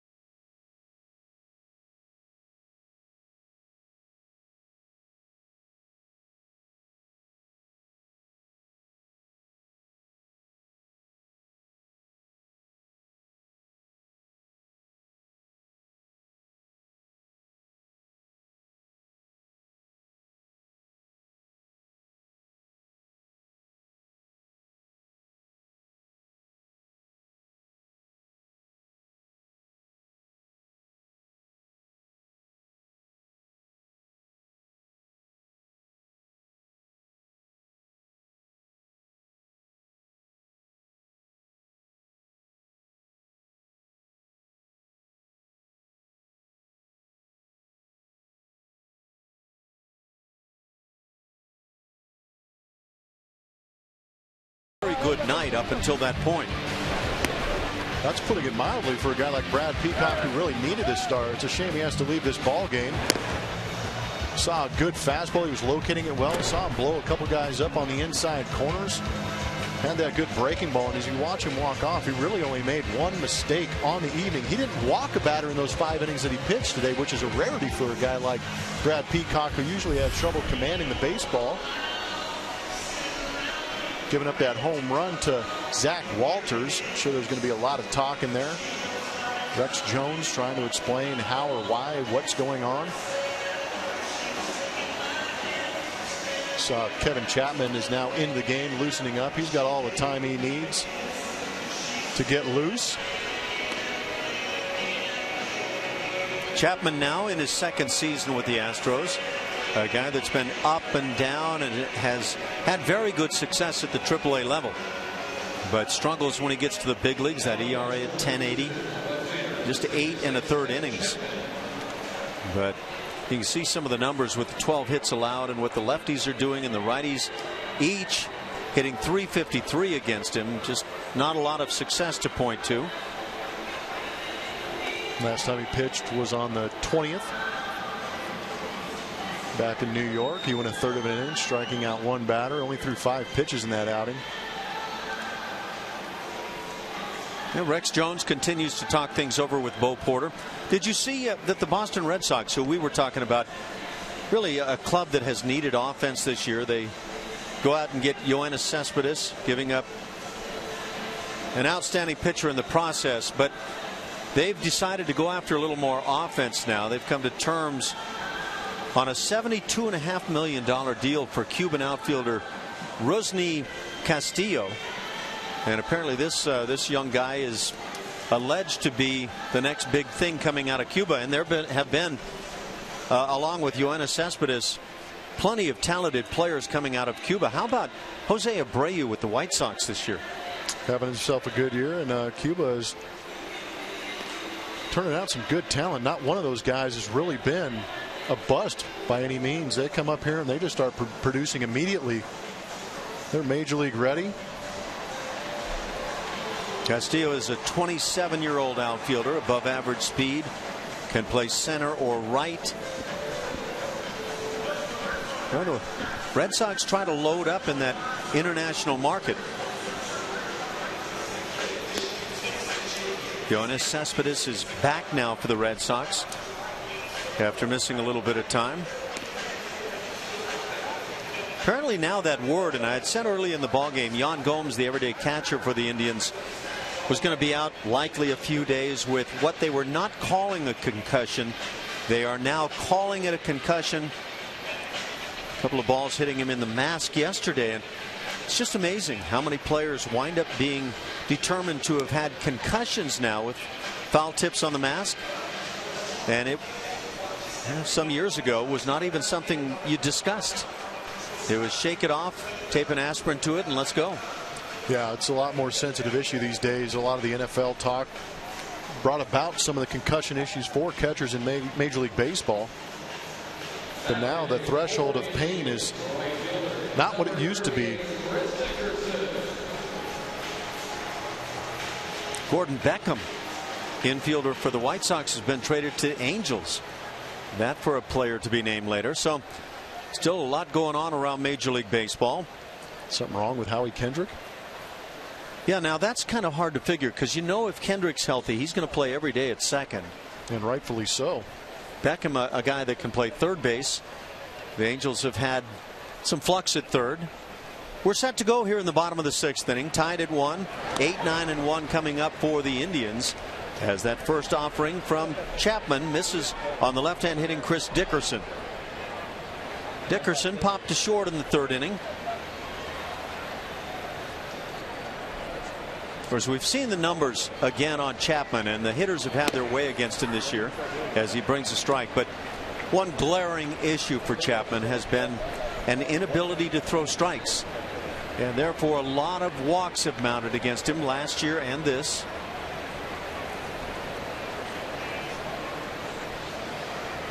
The 1-1. Chop foul. So Chapman gets ahead. 1 run for each ball club, 2 hits for both the Astros and the Indians. Not an error has been seen here this evening.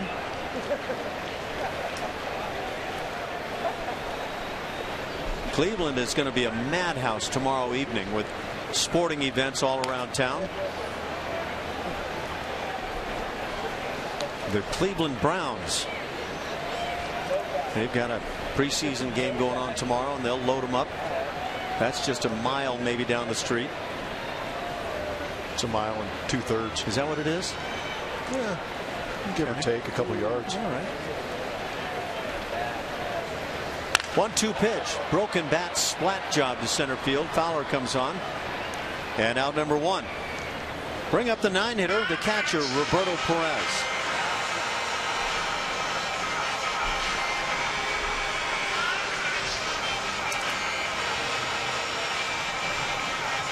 Now, we were talking about Garrett Richards yesterday, I think a little earlier this evening as well.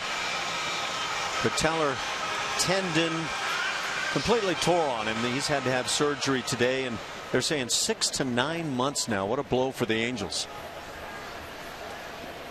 How about Garrett Richards? Yeah, that's it's disappointing. Yeah, he's having himself a great season. Angels with a 2-game lead over Oakland at the start of play today. Best record in the American League, and yet no Garrett Richards, and you wonder how much that will impact the club. He's not that guy that goes out every day, just once every 5 days. But boy, he was about as good as we've seen all year. Ball and a strike on Perez. Well, a game after he came out of the game with the injury, Shoemaker went out there for the Los Angeles Angels and proceeded to throw, I think, 6+, maybe it's right at 6 innings of no-hit baseball in Fenway Park.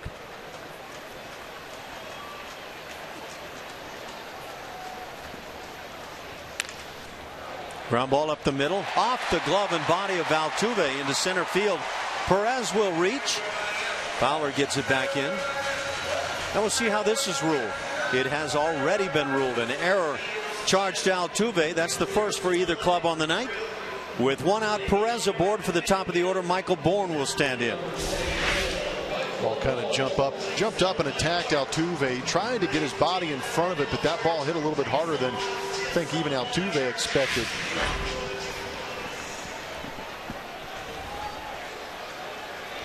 Singleton holds at the bag.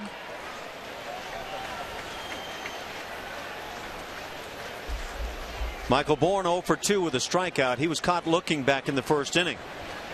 Brad Peacock wound up with 4 strikeouts on the night.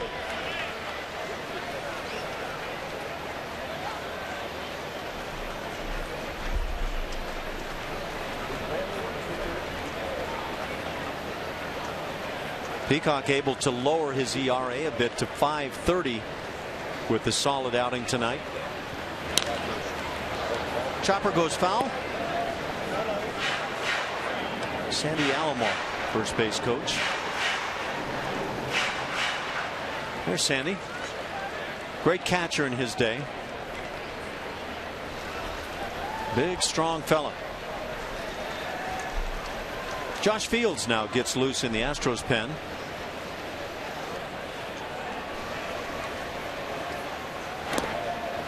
That fastball was just jammed into the ground. As a catcher, that's about all you can hope to do. Look at where Chapman sets up. Now, there's a left-handed hitter on the mound. You see that where he digs in on the rubber. He's on the third base side, so he's really not utilizing that left-on-left matchup, I think, as effectively as you would think most lefties would do, trying to throw out of that hip pocket on left-handed hitters. Really working that outside corner, but really doesn't create that crossfire. No angle benefit whatsoever created there. You would think this fastball tough to pitch in. Yeah, he's got to throw it away from his delivery to get that ball inside to a left-hander if he was going to try to. Now, my assumption would be when I see a guy do this that he's been leaving pitches in that direction, that arm side. Breaking ball just inside. That'll fill it 3-2. See how the Indians play this with Perez at first base. And I would think as a left-handed hitter with a left-handed pitcher doing that, you're going to see the ball better and much maybe better. A little bit longer. Much better. Yeah, well, you said it. I mean, he's just not taking advantage of the angle that he has the opportunity to take advantage of. Down on strikes, breaking ball on the 3-2. Bourne is caught. 5 strikeouts by Houston pitching. 2 down now for the shortstop, Jose Ramirez. 10,000 fans will receive a Nolan and Reed Ryan dual bobblehead courtesy of Houston Methodist on August 30th when the Astros take on their in-state rival, the Rangers. Visit Astros.com for more details and come early to get your Nolan and Reed Ryan bobblehead.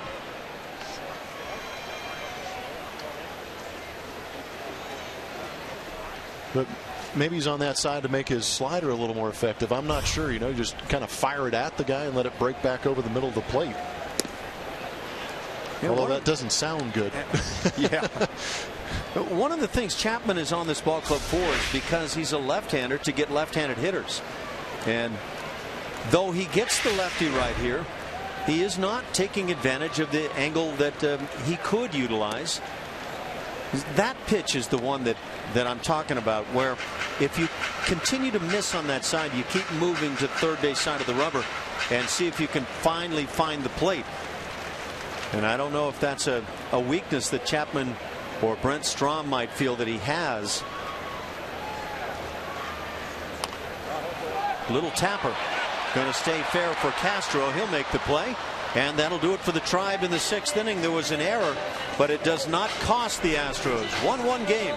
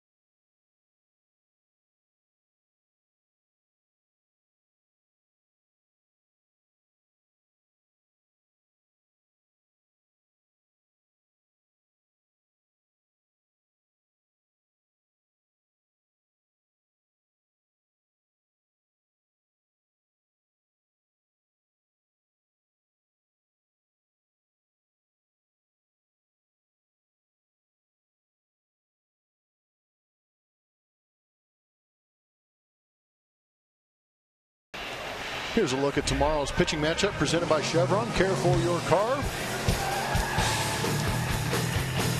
It's going to be Colin McHugh, right-hander, going for the Houston Astros, looking to improve on that an already impressive 3.0 ERA. Maybe get underneath that mark tomorrow. He's going up against right-handed pitcher for the Indians, Danny Salazar.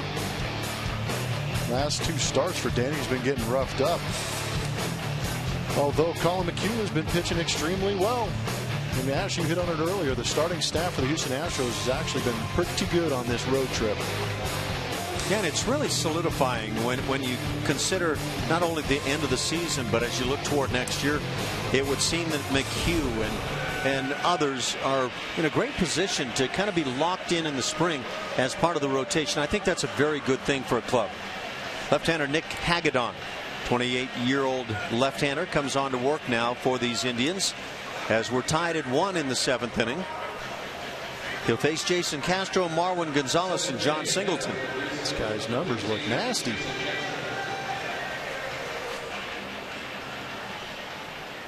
In his 4th season now in the big leagues. He's going to bring the cheese. 94-mile-an-hour fastball, slider around 80. I'm sure that's just what Castro wanted to face right now.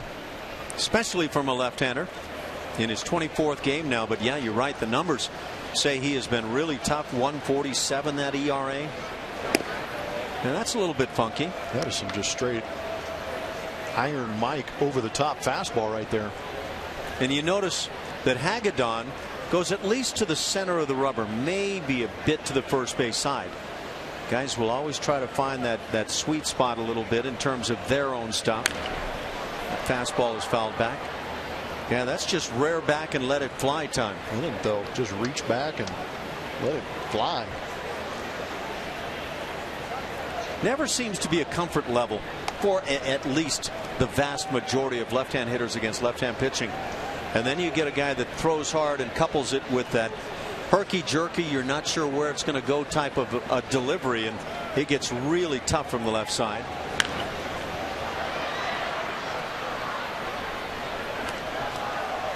Jake McGee is a guy with Tampa Bay. Is he with Tampa Bay still? I'm trying to remember now, or is he with Kansas City? Left-hander that I think looks about as nasty for a left-hand hitter as anybody that I've seen. I thought Matt Thornton. Oh yeah, was. Of course, the thing about Thornton was it was 90% fastballs. It was just violent heat coming at you. It was. You played with him in the World Series year, right? No, he actually wasn't on that ball club. Yeah. Okay. Strike 3 is called. Caught looking is Castro, who has a couple of words with the home plate umpire, Gary Cederstrom. That's out number 1 here in the 7th. 9 strikeouts of Astros hitters. This one looked a little bit off the outside corner. See kind of a big breaker going away, but Cederstrom didn't feel that way. You read Castro's lips. That ball's off the plate.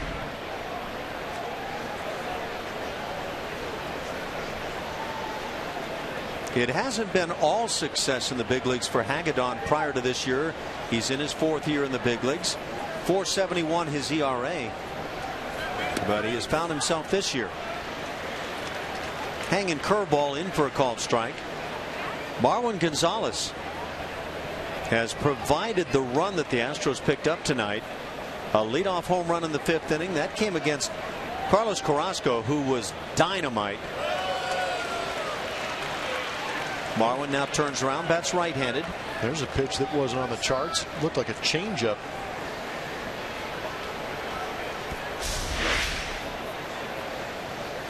No, that was just a extremely hard slider.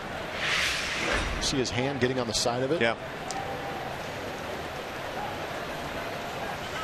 0-2 the count to Gonzalez. John Singleton waits on deck. They don't want to throw Marwin a fastball from either side of the plate. And Marwin has swung it well on both sides. We talked about his quick bat while batting left-handed. Notice he has a different piece of wood here for the right side.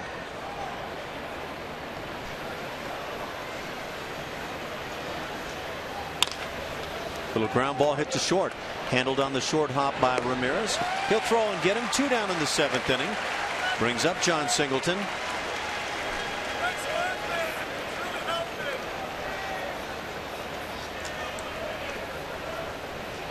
Now up to bat, first baseman John Singleton. That's the right field corner here at Progressive Field.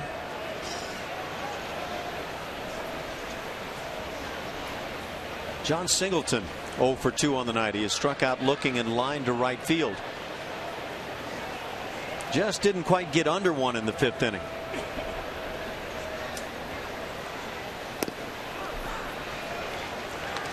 It's the thing about if you're a left-hand hitter and you figure to be the everyday player, which John Singleton figures to be at first base, at some point you have to find a way to hit left-hand pitching. Now he's done that pretty well.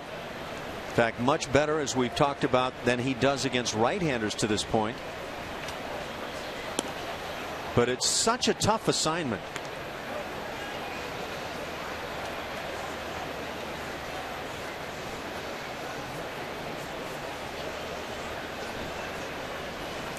We've got a nice hitting background here in Cleveland. Some nice green trees in center field.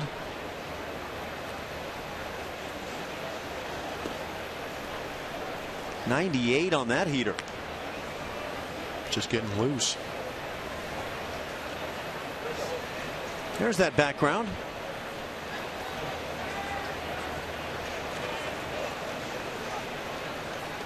It's got to make it pretty comfy for the hitters.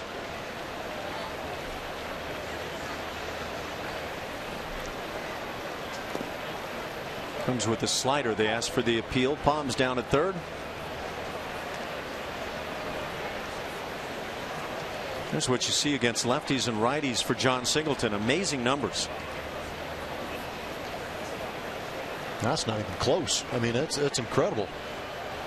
You know, it's great that he's hit .262 against lefties, but what on earth is going on against right-handers?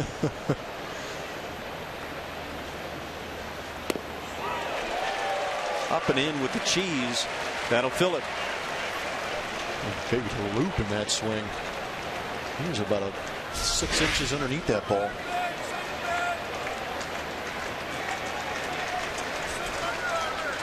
It's a good look at it. There's 2 guys airing it out right there.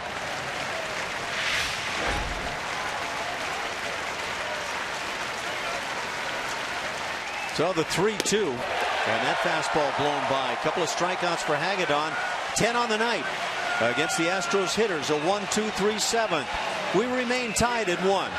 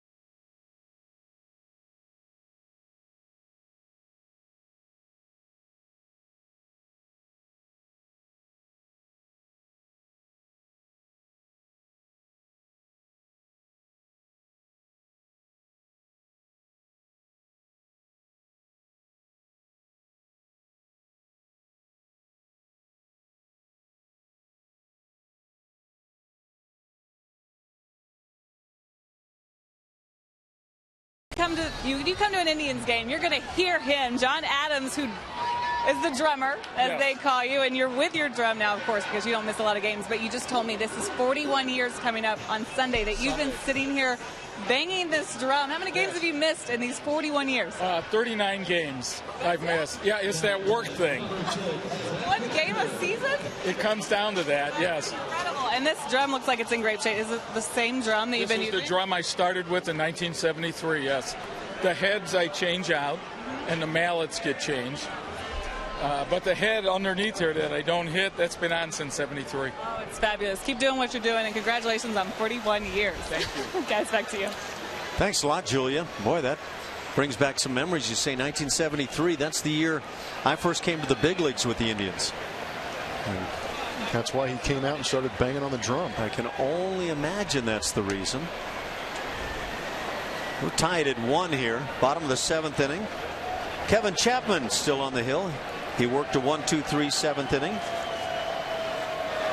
Yeah, let's take that back. There was an error committed by Altuve in that frame. He faces the 3-4-5 hitters in the 7th. Michael Brantley, Carlos Santana, and Jason Kipnis.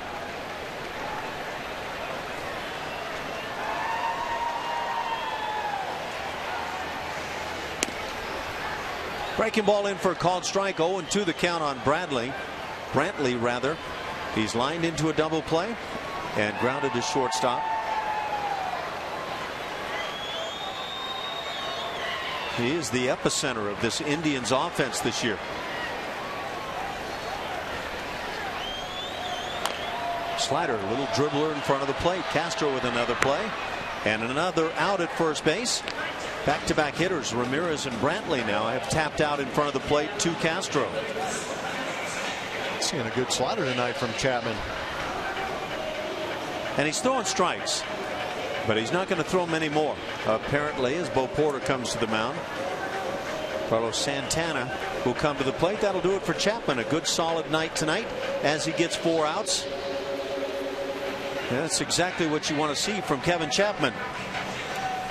Well, the Astros go to the pen once again in this 1-1 tie.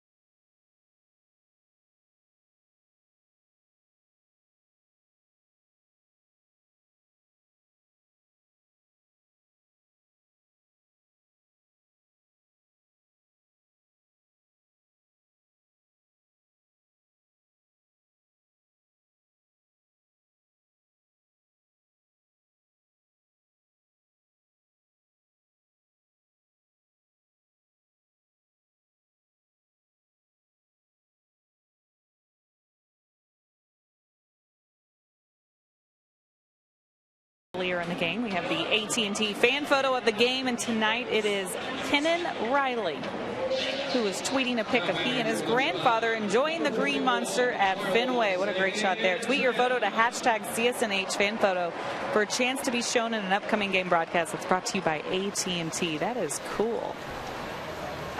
That it is, Julia. Enjoying our night. I don't think there's any reason for Julia to be cold here tonight. Josh Fields has gotten loosened up. He's warm and ready to go. He'll face the 4-5 hitters here in the 7th inning. A 1-1 tie.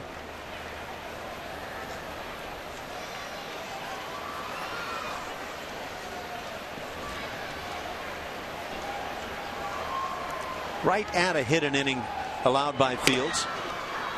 And he finds the inside corner to start things. He's had his very good streaks. He's had his rough streaks, has Fields.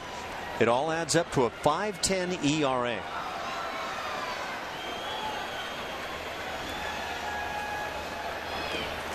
Turns to the changeup. It's 1-1.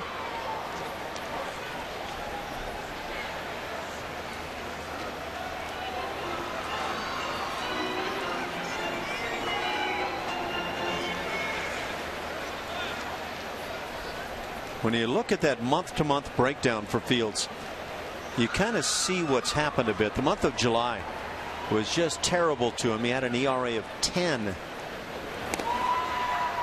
Brings a strike. It's 1-2 now.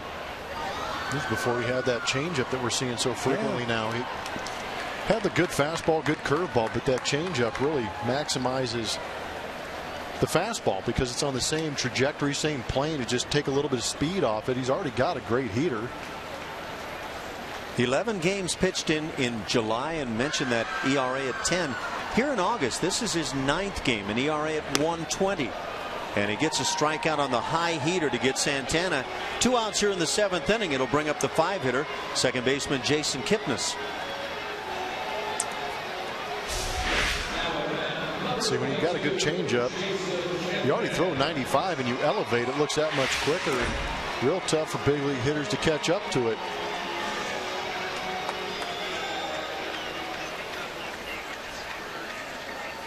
With the stuff that Fields possesses, there are times when you consider him as even a closer. And this is a guy that I think a lot of the time you look at as maybe the setup guy, maybe a closer. But it's got to get consistent for him. 18,743 on hand here this evening, right about the average for the Indians.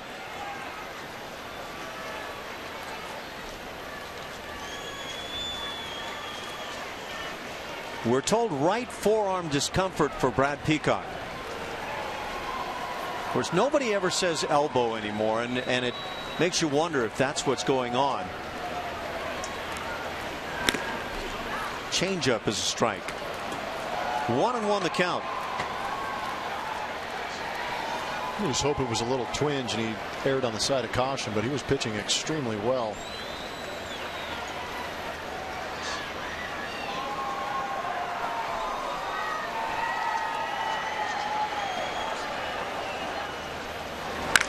Line shot past Dominguez into left field. So Kipnis with a 2-out single comes against Josh Fields, and that'll bring up the home run man, Zach Walters, who has hit home runs now in 3 consecutive games, all solo shots, including the one tonight in the 5th.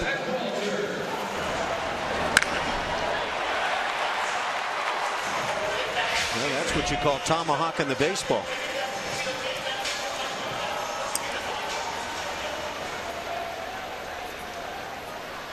Left-hander Tony Sipp gets loose in the Astros pen. The Indians have a right-hander throwing in their pen. That's in right center.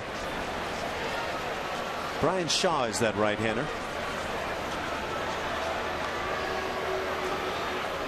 And now Brent Strom's going to come out to the mound. So it would seem to be the same thing most nights, where Brent Strom is called upon to buy a little time to get one of the guys loose in the pen. Not a whole lot to talk about here as you yield a single with 2 outs to Kipnis. There's Tony Sipp. Astros bullpen right down the right field corner side.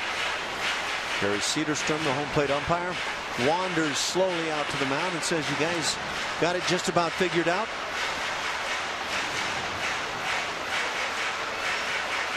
Brian Shaw in that bullpen in right center field. Well, Brent Strom is done. Kipnis aboard, runs well. Another arm getting loose now in the Astros pen, right-hander Jose Veras, so righty and lefty.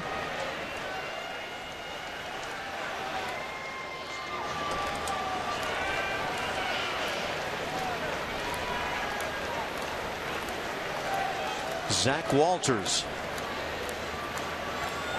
Plenty of power.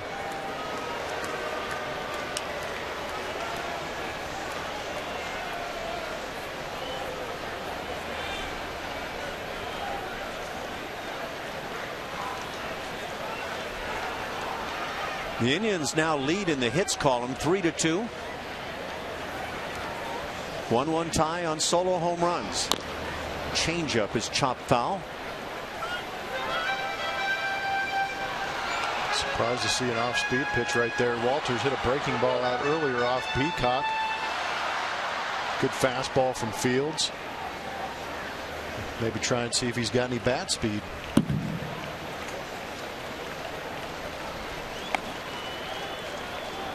Walters originally a 9th round pick by the Arizona Diamondbacks.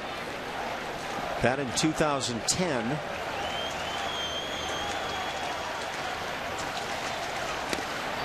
That fastball just blown by. And that's what Fields can do, and that's what you're talking about, Blummer, about how that changeup is really helping to set that up where you can't just dial up as a hitter.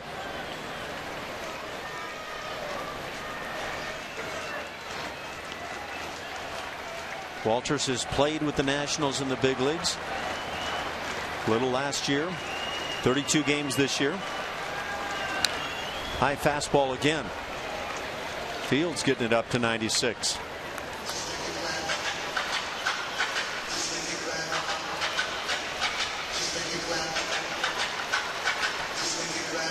That wearing of the uniform would have fit in nicely a few days ago for Houston.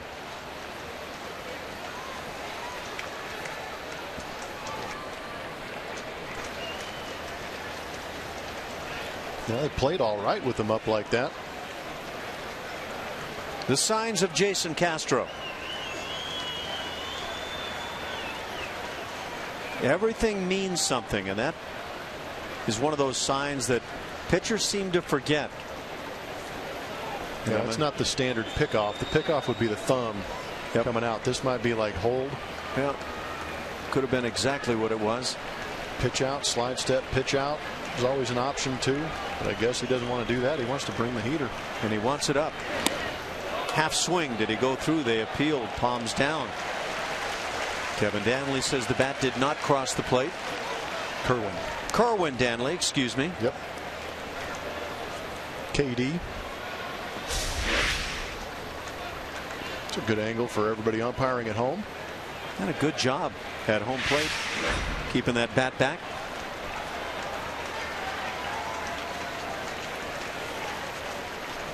Hammer time.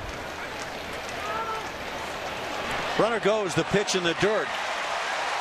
So on the 1-2, Jason Kipnis picks up a stolen base, and now a base hit has a chance to put the Indians in front.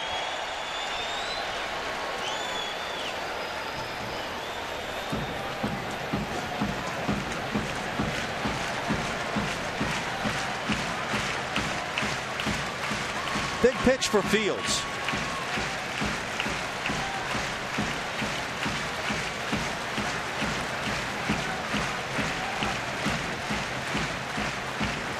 There's our drummer boy. Can you even feel his hands by the end of the night? 41 years. That's constant vibration. It's worth an applause, if nothing else. High fastball. That'll fill it 3-2.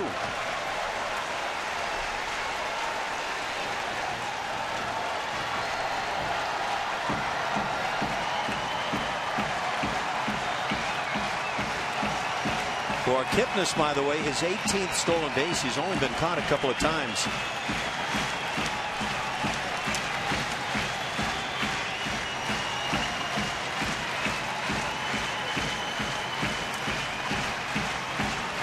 Castro with those signs.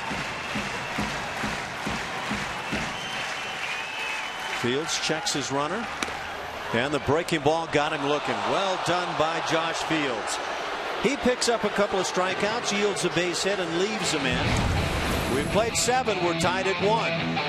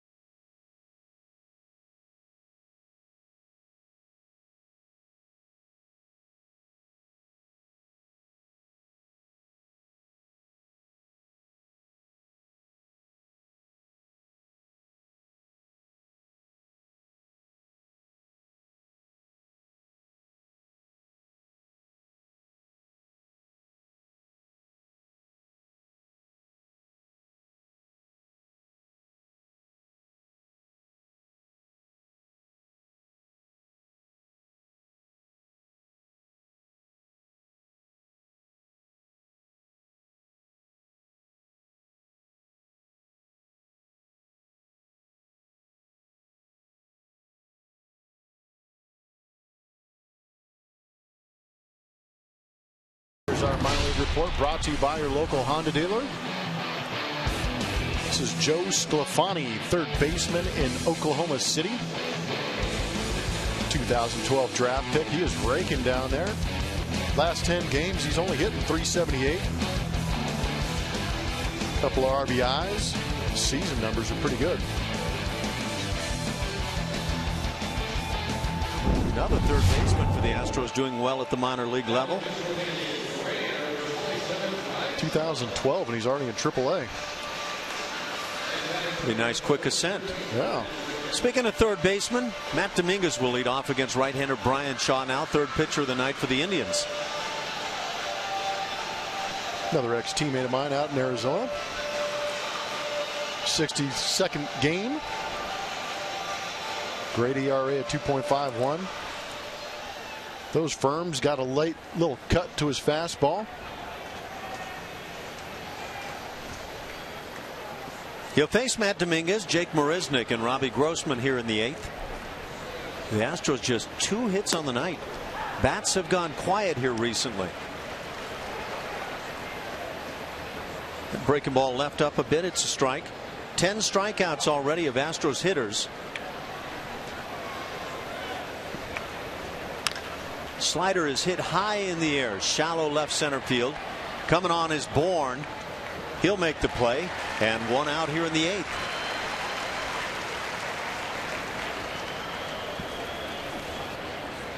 Jake Marisnick comes to the plate with one of the 2 Houston hits on the night. Little infield dribbler on the third base side back in the 3rd inning. That outstanding speed possessed by Marisnick, able to make him beat the play. The other hit, Marwin Gonzalez's long ball to right in the 5th. And that has been it.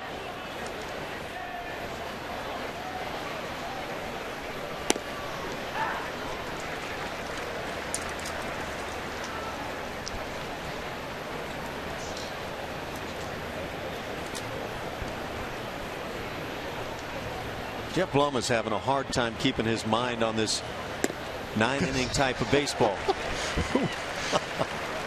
I'm pacing myself tonight. I've got a feeling. Yeah. Hold on to some of the good stuff. Blummer's got that sense that we could be here for a while this evening. These offenses really aren't giving me any reason to think otherwise. The pitching's doing a great job. What are you talking about? The Indians have 3 hits. Down on strikes, Marisnick. It's an explosion. That's 11 Houston strikeouts.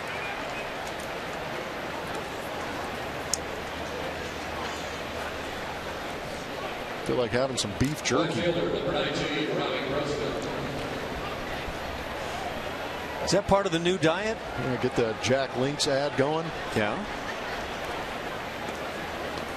Could. Well, you certainly could. Yeah. May have to make a second run at the buffet here. I don't think the buffet is friendly to 10 o'clock service. Robbie Grossman taps one on the ground. Kipnis charges, makes a nice play on the short hop, and gets the out of 1-2-3 8th inning, turned in by Shaw. We're tied at 1.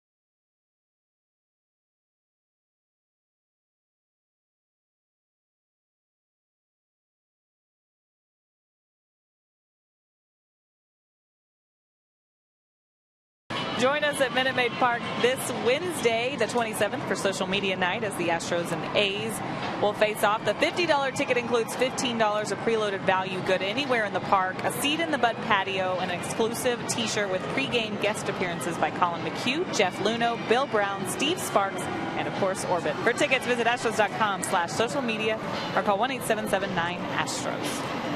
Hey, Julia, you're not getting off that easy. Oh, okay. So we've got something else. We've got our Twitter question. Which road ballpark would you most want to visit? We asked this earlier in the game. We had great responses. I would visit AT&T Park in San Francisco because it's one of the nicest parks to visit and watch the Red Nation rally. And Adam says, I want to visit Wrigley Field. Tons of history and seems like a very intriguing park to go see, guys. I'm so sorry to step on the toes of Ho Chen. Julia, what are you doing quickly for fun here at the ballpark? Come on. For fun? For fun. Well, I was hanging out with the drummer. Was that not fun? That was good. Yeah, it was very good. Yeah. She's down there laughing at us the whole time. Well, it was because of the song that was being played and the conversation that was being had. Jeff Blum saying, hang on, Snoopy. I thought it was Snoopy up until I came to a game last year right here. Tony Sipp will work here in the bottom of the 8th inning and face the bottom 3 in the order. Lonnie Chisenhall, Chris Dickerson, and Roberto Perez. Hang on, Snoopy. He's got to hang on, man. He's got a rough go of it. What's a Sloopy? Who's Sloopy? I'm not feeling sloopy. Well, you should.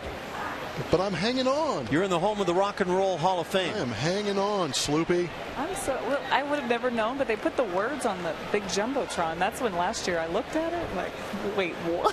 What in the sloop is going on? You guys just aren't listening. I feel sloopy after a long night.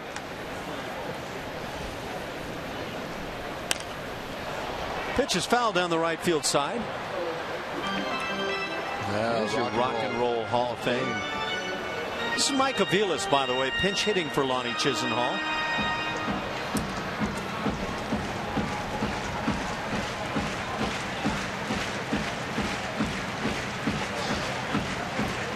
Do they do the inductions up here? I believe so. Every 3 years, apparently. That's it? You have to wait for a while. Jeez. Little soft liner up and out of the reach of Altuve. A leadoff single for Aviles. He does it as a pinch hitter, hit number 4 for the Indians, as it brings up the 8th spot with Chris Dickerson. And now the Indians will go to their bench once again. They will bring up the right-handed bat of Tyler Holt. Second shift is coming in for Terry Francona. Making a mess of my scorecard as Bo Porter heads out. Bo Porter's going to jog out. That probably says we're not making a pitching change here. Let's talk to the infield, see what we want to do, and discussing what goes on with the bunt possibilities. Yeah, he's going through situation right here. Recognizing late in the ball game, not many runs being scored, being very well pitched. Just making sure that everybody has the right assignment. Seems to be quite adamant about it. Well, these are usually plays that you have worked on 1,000 times in spring training, and you have a number that indicates what play you're going to go to, but Bo Porter comes out and talks about it.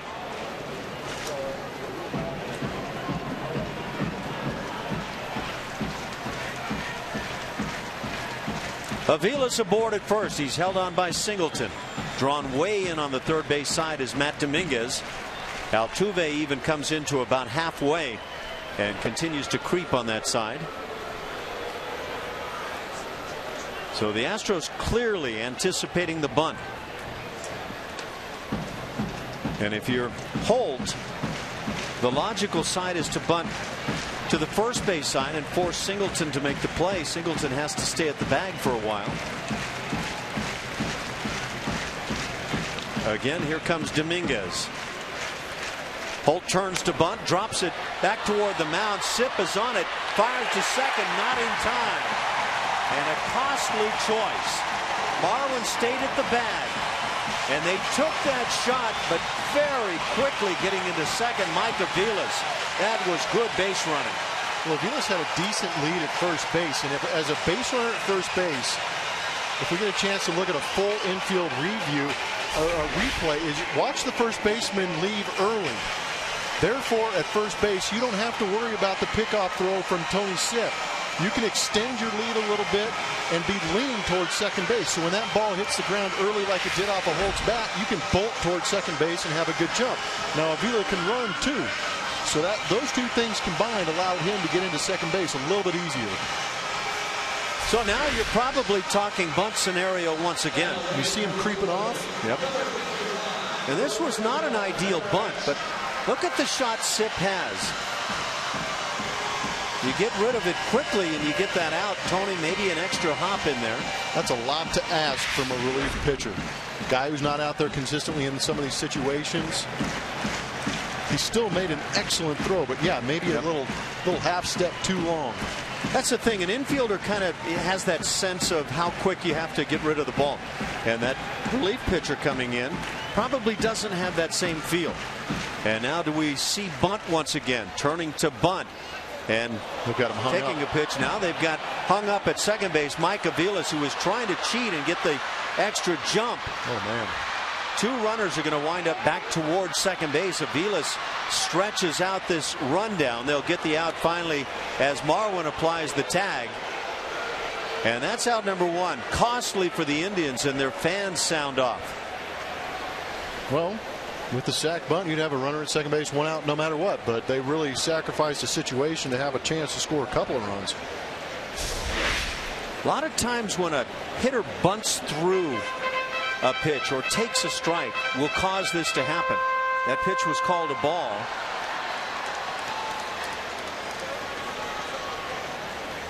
It's a tough spot to be as a base runner. Clearly a ball. 1-6-5-4-6. Or make that 2-6-5-4-6. Erased is Aviles, out number one. Moving into second is Holt. And now you take the bunt off as the breaking ball misses.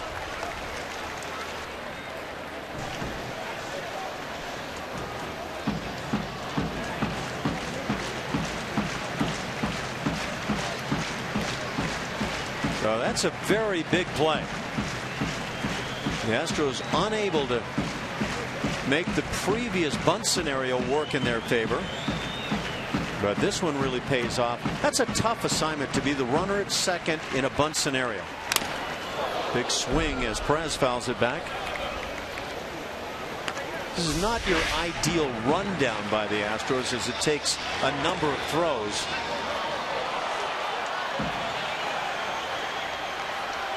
Yeah, you got to hold your ground. You'd almost rather have the bunt go down and be thrown out at third base before having something like this happen. See how Matt Dominguez laid back instead of shortening the distance on the previous throw, and then in trailing the runner didn't really come after him hard, and it creates multiple throws when they're not really necessary. That's the manager in me speaking. 2-1 the count. Runner goes from second. The pitch is high. The throw down. And they got him. Jason Castro able to gun down Holt. They're going to come out and look at this, but great play by Jason Castro. And how about the Indians? Depending on how this review goes, and Terry Francona is running back. So they've run themselves out of this inning with the pickoff. And now the throw. Caught stealing. You better be 100% sure you're going to make it in there. Boy, that's close. Kerwin Dowling right on top of it. We'll take some peeks at it. Out. Yeah, they got him. Throw that glove straight down. That's amazing to me. These are the two youngest teams in Major League Baseball. And you're getting a chance to see what happens sometimes. But you've got to be 100% sure you're going to be able to steal third base in the 8th inning. You are in scoring position at second base. A base hit scores you. That gets me right there, Ash. I'm sorry. Well, that's huge. That's huge, and for the Astros, just an enormous break. Of course, if you do get to third, then the sac fly can score the run. You've got a lot more possibilities, but you're right. That's the rule. You must be 100% certain you can make it. And the Indians wind up sending just 3 to the plate in this 8th inning following that leadoff single. 1-1.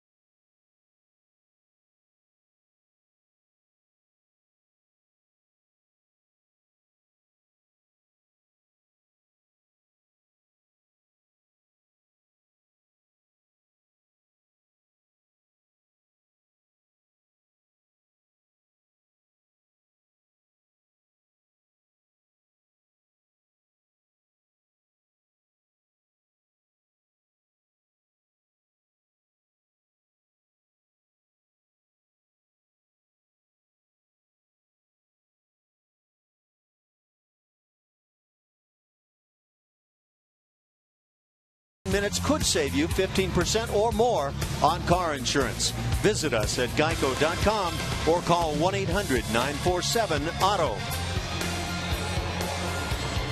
It's a 1-1 tie, and it's still 1-1 because of a couple of base running mistakes by the Indians in the 8th inning after they had runners at first and second and nobody out. This bunt scenario, the runners trying to cheat and get there, and Jason Castro starts it just ideally as he comes out toward the runner and then releases the ball. But then the rundown starts.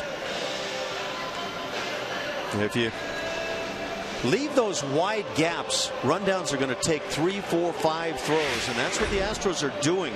They're not shortening the gaps. You're not charging from behind, and you're not shortening on the front side, and that's what results. Tyler Holt now in right field defensively for the Tribe.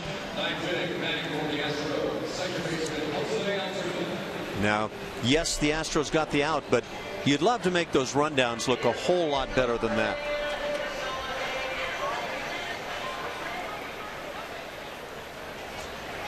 So we go to the 9th inning, a tie ball game. Solo home runs doing all the offensive talking tonight.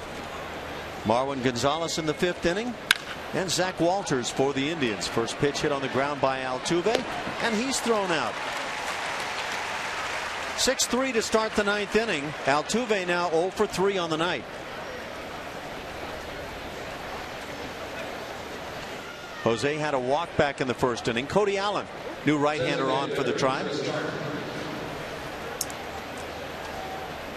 Good numbers from Cody Allen. 16 saves and 17 opportunities.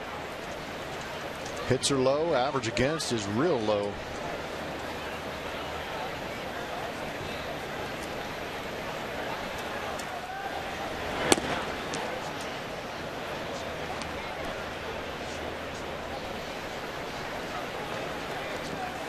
Chris Carter at the plate.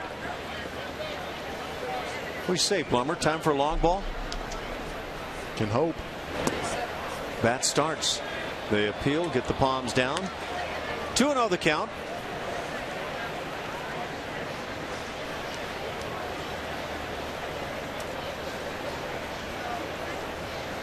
Just under 19,000 on hand this evening.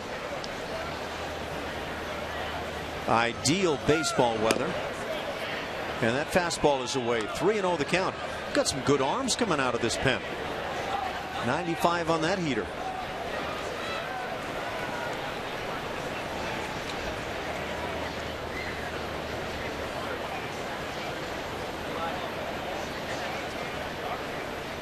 3-0 pitch again away. 1-out walk to Carter. He's aboard for the second time tonight on walks. That'll bring up Dexter Fowler. Quite apparent they didn't want to come in and give Carter anything he could launch. It's a good choice this late in the game, and one swing of the bat and change it.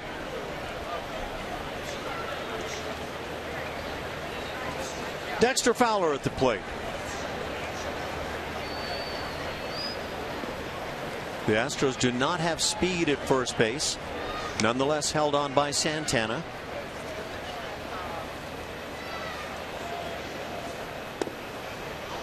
And 1-0 the count.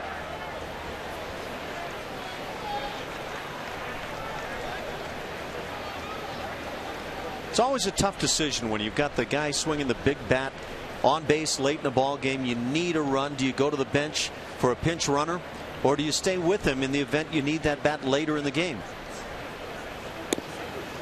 Strike is called. It's 1-1. I'm not going to pinch run for him until he gets into scoring position. Yeah. And I was going to ask you, if at second base with 1 out, or maybe even 2, would you pinch run for Chris? We saw it happen in Boston, and it worked out. It did. That was Gregorio Petit, who really came through all the way to score a huge run. And if you're wondering if Cody Allen has a good breaking ball, I think that swing pretty much answered it. This pitch almost hit Dexter. And it's nasty. Wondering if that might have caught a piece of the back foot. 1-2 the count. Dexter has 7 bombs on the year. Start getting into the 9th inning and beyond, and you start thinking a bit about the long ball. Ground ball to first. Throw goes into left field, safely into second, and now third base is Chris Carter, and the Astros catch another break. It's the Indians trying to get into postseason play, but it's the Indians here making mistakes late in the ball game. Maybe trying to do a little too much. Carlos Santana was getting that lead runner, and now you see Gregorio Petit coming in for Chris Carter, being 90 feet away from scoring that winning run. But this ball really wasn't hit all that hard. Yeah, you're playing in, but you could almost see this play unfolding before it happened. And hindsight's always 20/20 also, which helps me out quite a bit. Meeting at the mound as the Tribe gathers, but runners at first and third, and now you've got Petit 90 feet away from putting the Astros in the lead here in the 9th inning. And this is that safety squeeze situation where we've seen the Astros use effectively at times with the first and third situation. The hitter bunts the ball towards first. As soon as the runner at third base sees that ball's down, shoots towards home plate. You know what, though? If you've got to pinch run for Chris Carter, Gregorio Petit is ideal. Runs well, but he's also swung the bat well in the event you need that bat later in the game. That's a good point.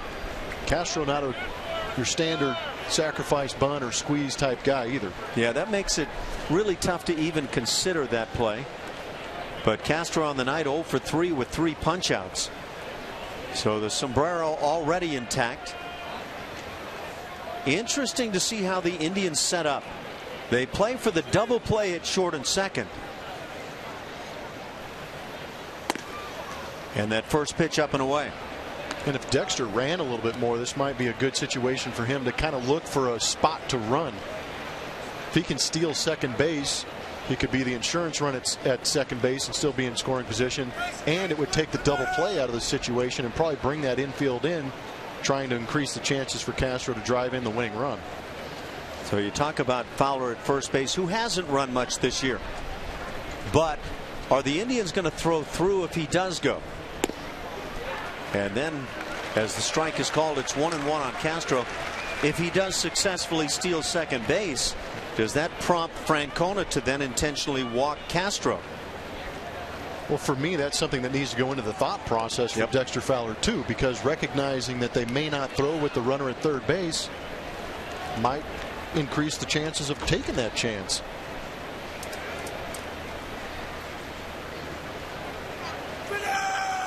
The 1-1 from Allen. Half swing. He did not go through. 2-1 the count.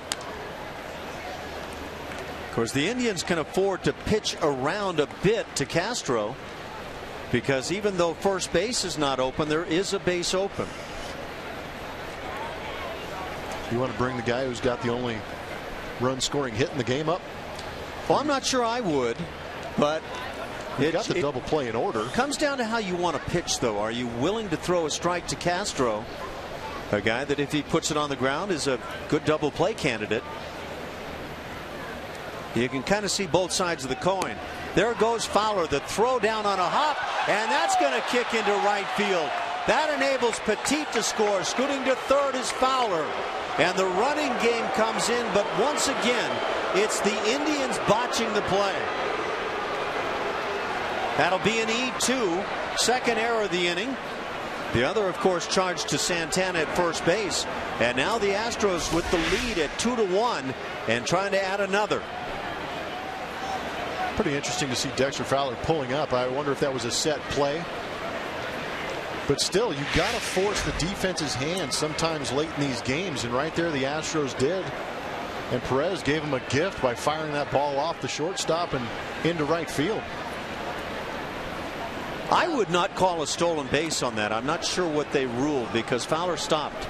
Yeah, I haven't read anything. I don't know how to score that either. It's because he stopped. Yep.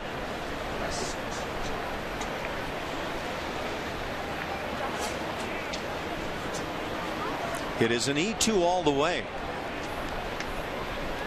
So Yan Gomes unable to play tonight with the concussion, and now the youngster Perez involved in the mistake parade for the Tribe.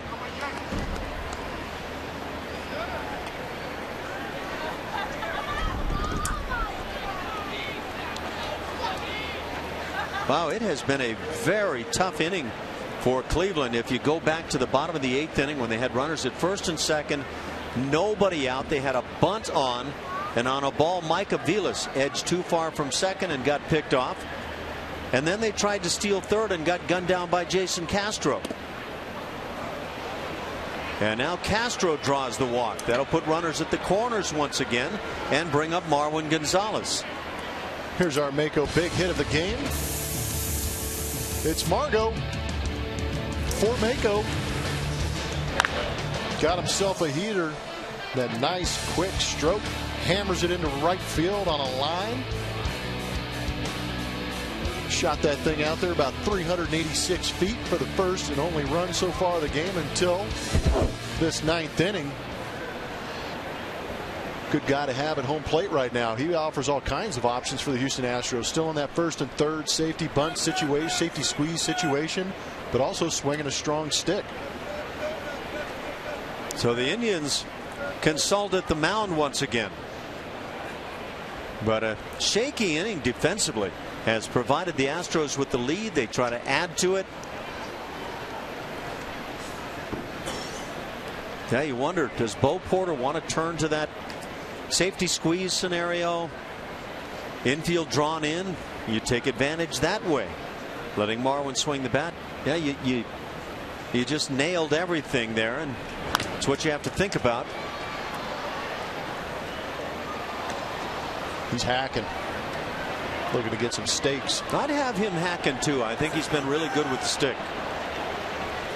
And you've already got the lead. Yes, you'd like to add at least one more. But with that infield drawn in, you could add more than one if you can make something happen here.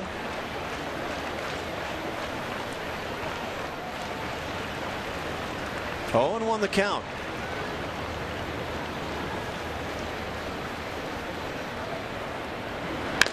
Hot shot and glove. They're going to come to the plate on what would have been an easy double play. Dexter Fowler will be caught in the rundown.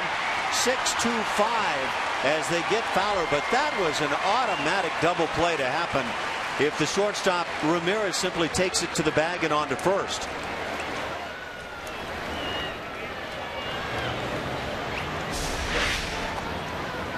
Ball hit well by Marwin. Now batting first baseman, John Singleton. And it would have been interesting if he would have continued to second base. There would have been that opportunity, but at the same time, with the way his momentum was taking him, I'm not sure how he would have made that turn at second base. Would have had to been a spin, but when you're playing infield in, your manager tells you if that ball's hit you, you make the play at home plate and cut that runner off. Yeah, that's obviously not a play I was faced with, but it looked like, initially for me anyway, with Ramirez moving to his left, that he could have just continued in that direction and then been challenged, like you say, with the angle at second. But Marwin doesn't run all that well. And now it's in the hands of John Singleton. So it's a fielder's choice for Marwin, who's 1 for 4. John Singleton 0 for 3 with a couple of punch outs.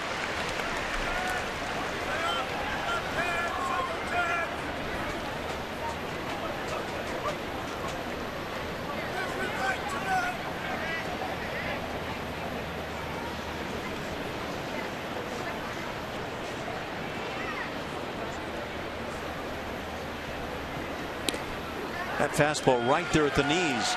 0-2 on John.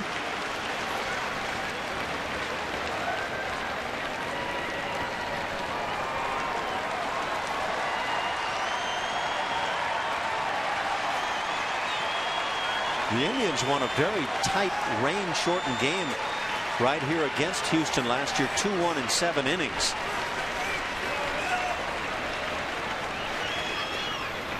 Pitch in the dirt. Starting toward third was Castro, but thinks better of it. Nice play by Perez behind the dish. It was pretty ugly defensively for the Houston Astros in that game.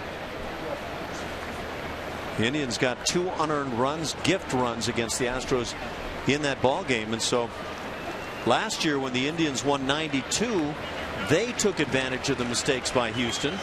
And now this time the Astros playing pretty good ball, 4-3 on this trip through Boston and New York. Trying to close it out strong here in Cleveland. They take advantage.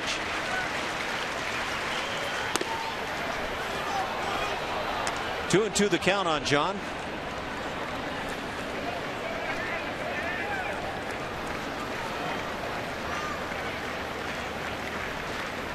Chad Qualls getting loose, the Astros closer.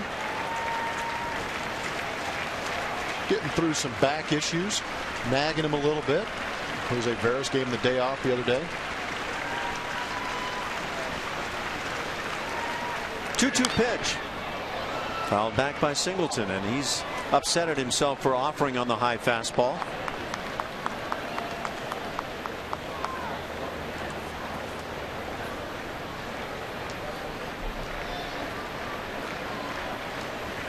Still just 2-1. Looked like the Astros might have a chance to add a third run. Still out there, Castro in scoring position. 2-2 on Singleton. John backs away, that'll fill it. Waiting on deck is Matt Dominguez. How valuable are these kinds of at-bats for a guy like Singleton in his first year in the big leagues? I think they're huge. You remember at bats like this during the offseason when you're going through it and you're getting ready for the next season, because these are the spots you want to be in.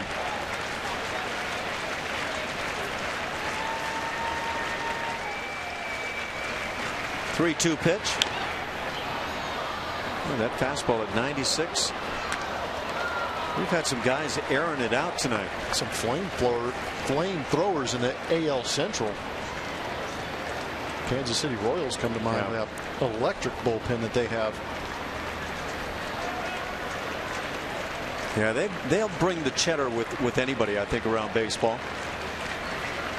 Yeah, there's a speed limit, or lack of a speed limit. I was going to say, get into their bullpen. You throw under 95, you're not going to have a chance out there. 3-2, 2 outs. Runners will be on the move. There they go. And the pitch hit in the air and deep down the left field side. Back at the wall. Watch it. This one gets out of here. John Singleton goes the other way. A 3-run bomb. And that turns it into a 4-run inning for Houston. Number 12 on the year for Singleton. And now 40 ribbies. What a big at bat. haven't seen John pull one in a while. Doing him a favor by throwing those fastballs away.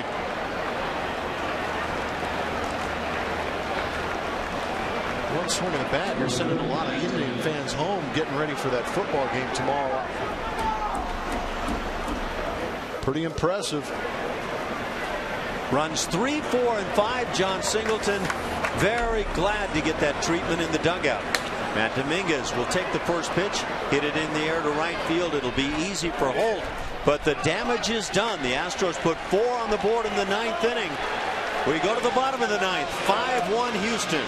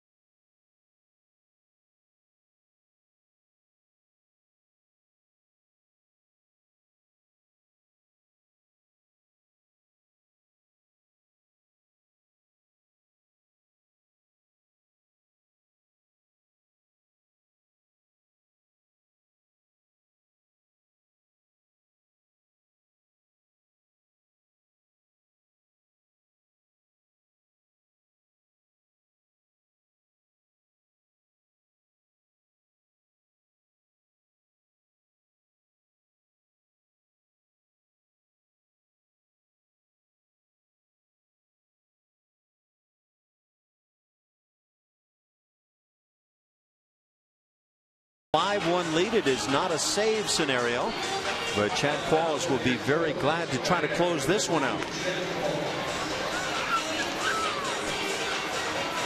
Just like we promised earlier in the game, it's Miller time, brought to you by Miller Lite. And it was a big moment for John Singleton. If he gets that bat started early and he gets the barrel on it, there's a good chance things like this are going to happen. He's got pop going the other way. You'd like to see him use it a lot more often instead of trying to buggy whip everything towards right center field, right field. Let that ball travel, let it get deep. And we talked about how you remember these at-bats towards the offseason and going into the next season. He's going to remember getting that big hit to put the Indians down here tonight. Well, that was enormous, and I couldn't agree more. Those opposite field home runs, he had a couple to the Crawford boxes in recent home games. Just great to see for John. It wasn't even a full hack. He just kind of poked it out there about 350 feet. Good numbers on Qualls. You see that they're not going to be a safe situation with that 4-run lead, but still, he's warmed up, loose. Get in there and get some action. Very different than that 1-run game going to the bottom of the 9th inning. Michael Bourne leads it off. He is the leadoff man. He'll be followed by Jose Ramirez and Michael Brantley. So the Indians right at the top of their order here in the 9th. Hot shot off the body of Matt Dominguez, and that's going to provide a chance for Bourne to reach. And that's what Michael Bourne was doing when he was with Houston early on. Things really turned around for him when he would let balls travel and just slap them the other way. He's got the speed to beat out a ground ball in the hole at shortstop. But this one, you know he has speed. He might bunt. You're drawn in, and he smashes one at you, and it eats you up. So game's gotten a little bit sloppy here late. 2 errors now for Houston. 2 for the Indians. That's not something you normally see from a guy like Matt Dominguez. Right. Either. Another left-handed bat at the plate. Jose Ramirez 1 for 3 on his night. He was involved in a big play back in the 1st inning when he was running. Michael Brantley drilled a shot to right center, hauled in by Fowler, turned into a double play to end the inning, and had that ball dropped, Indians could have jumped right on top immediately. Fowler, or make that Singleton, has no play. We've seen this before from John. The hesitation going to go with your instincts, kid. You know, on that play, if you're going to look at second, you better throw to second, because there's just not going to be time for anything else. Well, it's basically a push bunt. Even though the hitter swung at it, it's a push bunt. So if you come in like that, your momentum is taking you towards second base. Like you said, Ash, make the throw to second base, get the sure out. Because in that play, in that particular spot on the field, the sure play was at second base. It was really the only play. I thought Qualls might have been a half beat late off the mound. Well, he's got the back issue. You know the pitcher's hurting a little bit. Just nagging. And Chad Qualls, big guy, might take him a little bit to get over there. But the sure out is in front of you. Go ahead and take it. It was going to be close at second, but if you just aggressively start making that play, that should be an out. I thought he got to the ball great. Yeah, he did. You know, he was to it early. He got it on a good hop, fielded it in a good spot. Just let it go. And that would be something that I would like to see John working on a regular basis. When you've got that play presented, you're a left-hand first baseman, it sets up beautifully, take the shot right away. Well, when we saw a play, I'm not sure where it was, where he was, I think it was in Boston, he was playing a little bit deeper, and the ball was hit to him, and we saw him hesitate to second base again and went to first. Yeah, that's been something we've seen more than a couple of times since John has become the first baseman. A little bit hesitant to make some of the plays that I think are quite natural for some guys around the game. Michael Brantley, big offensive weapon for the Indians at the plate.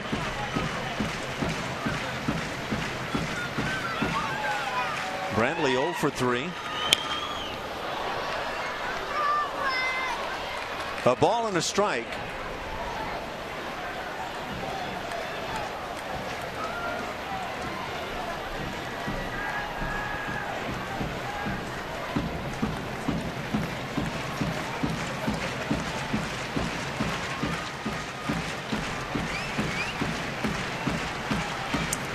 Chad Qualls, and like Blummer said, he's been bothered by that sore back. You hope everything is fine now as he tries to get through this ninth when the defense doesn't come through. So frustrating. That's what you lose track of that sometimes. You know, when an error is made, an error equates to more pitches thrown by the pitcher.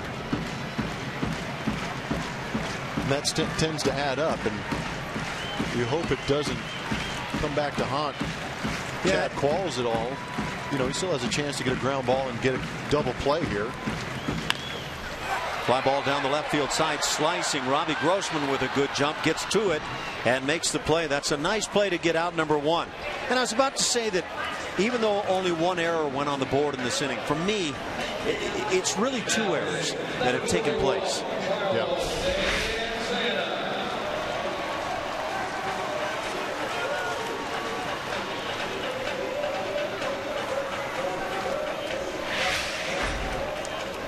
So Robbie Grossman makes the play, and they get the big man in the order, Michael Brantley, and now it's Carlos Santana at the plate.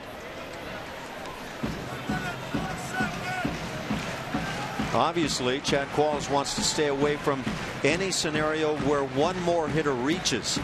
That would bring the tying run to the plate. Santana 0 for 3 with a couple of strikeouts. Yeah, your Qualls, you've gotten 2 ground balls in the inning. That's supposed to be your ideal night. It's pretty standard with that turbo sinker that Chad Qualls has. Still has the velocity.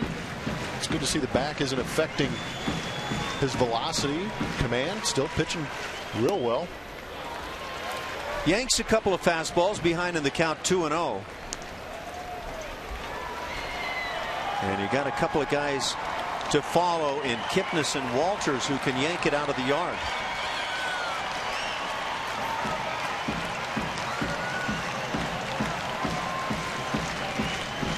With a win tonight, the Astros would make it 5 out of 8 on this trip.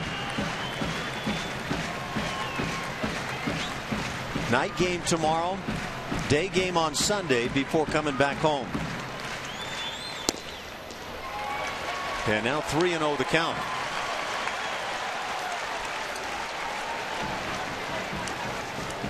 Just never seems to come easy in this game.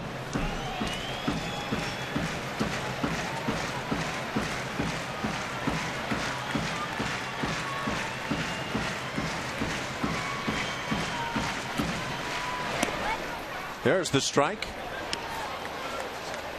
Now the question is Santana taking another strike? I think for Qualls, it probably doesn't matter a whole lot. He's got to come at the strike zone with that sinker.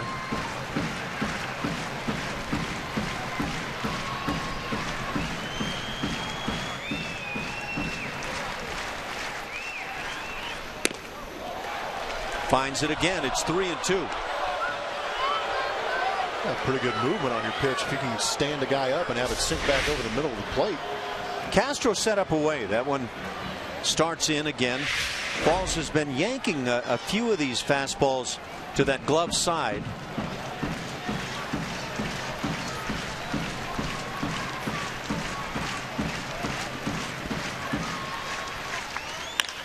Ground ball back up the middle.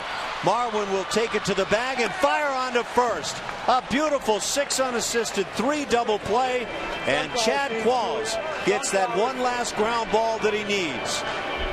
Marwin Gonzalez, a solid night and a fine defensive play to get the job done as the Astros do make it 5 of 8 on the road trip, starting things nicely here in Cleveland as they win 5-1 over the Cleveland Indians. Got that semi-shift going on Carlos Santana. Great job in communication on Marwin's part. Ball hit pretty well. Step on the bag, turn it, get Qualls out of that situation after a couple of rough plays. Big win for the Houston Astros to start this series here in Cleveland. So after falling behind 3-0, Qualls comes back and forces the swing, gets the double play.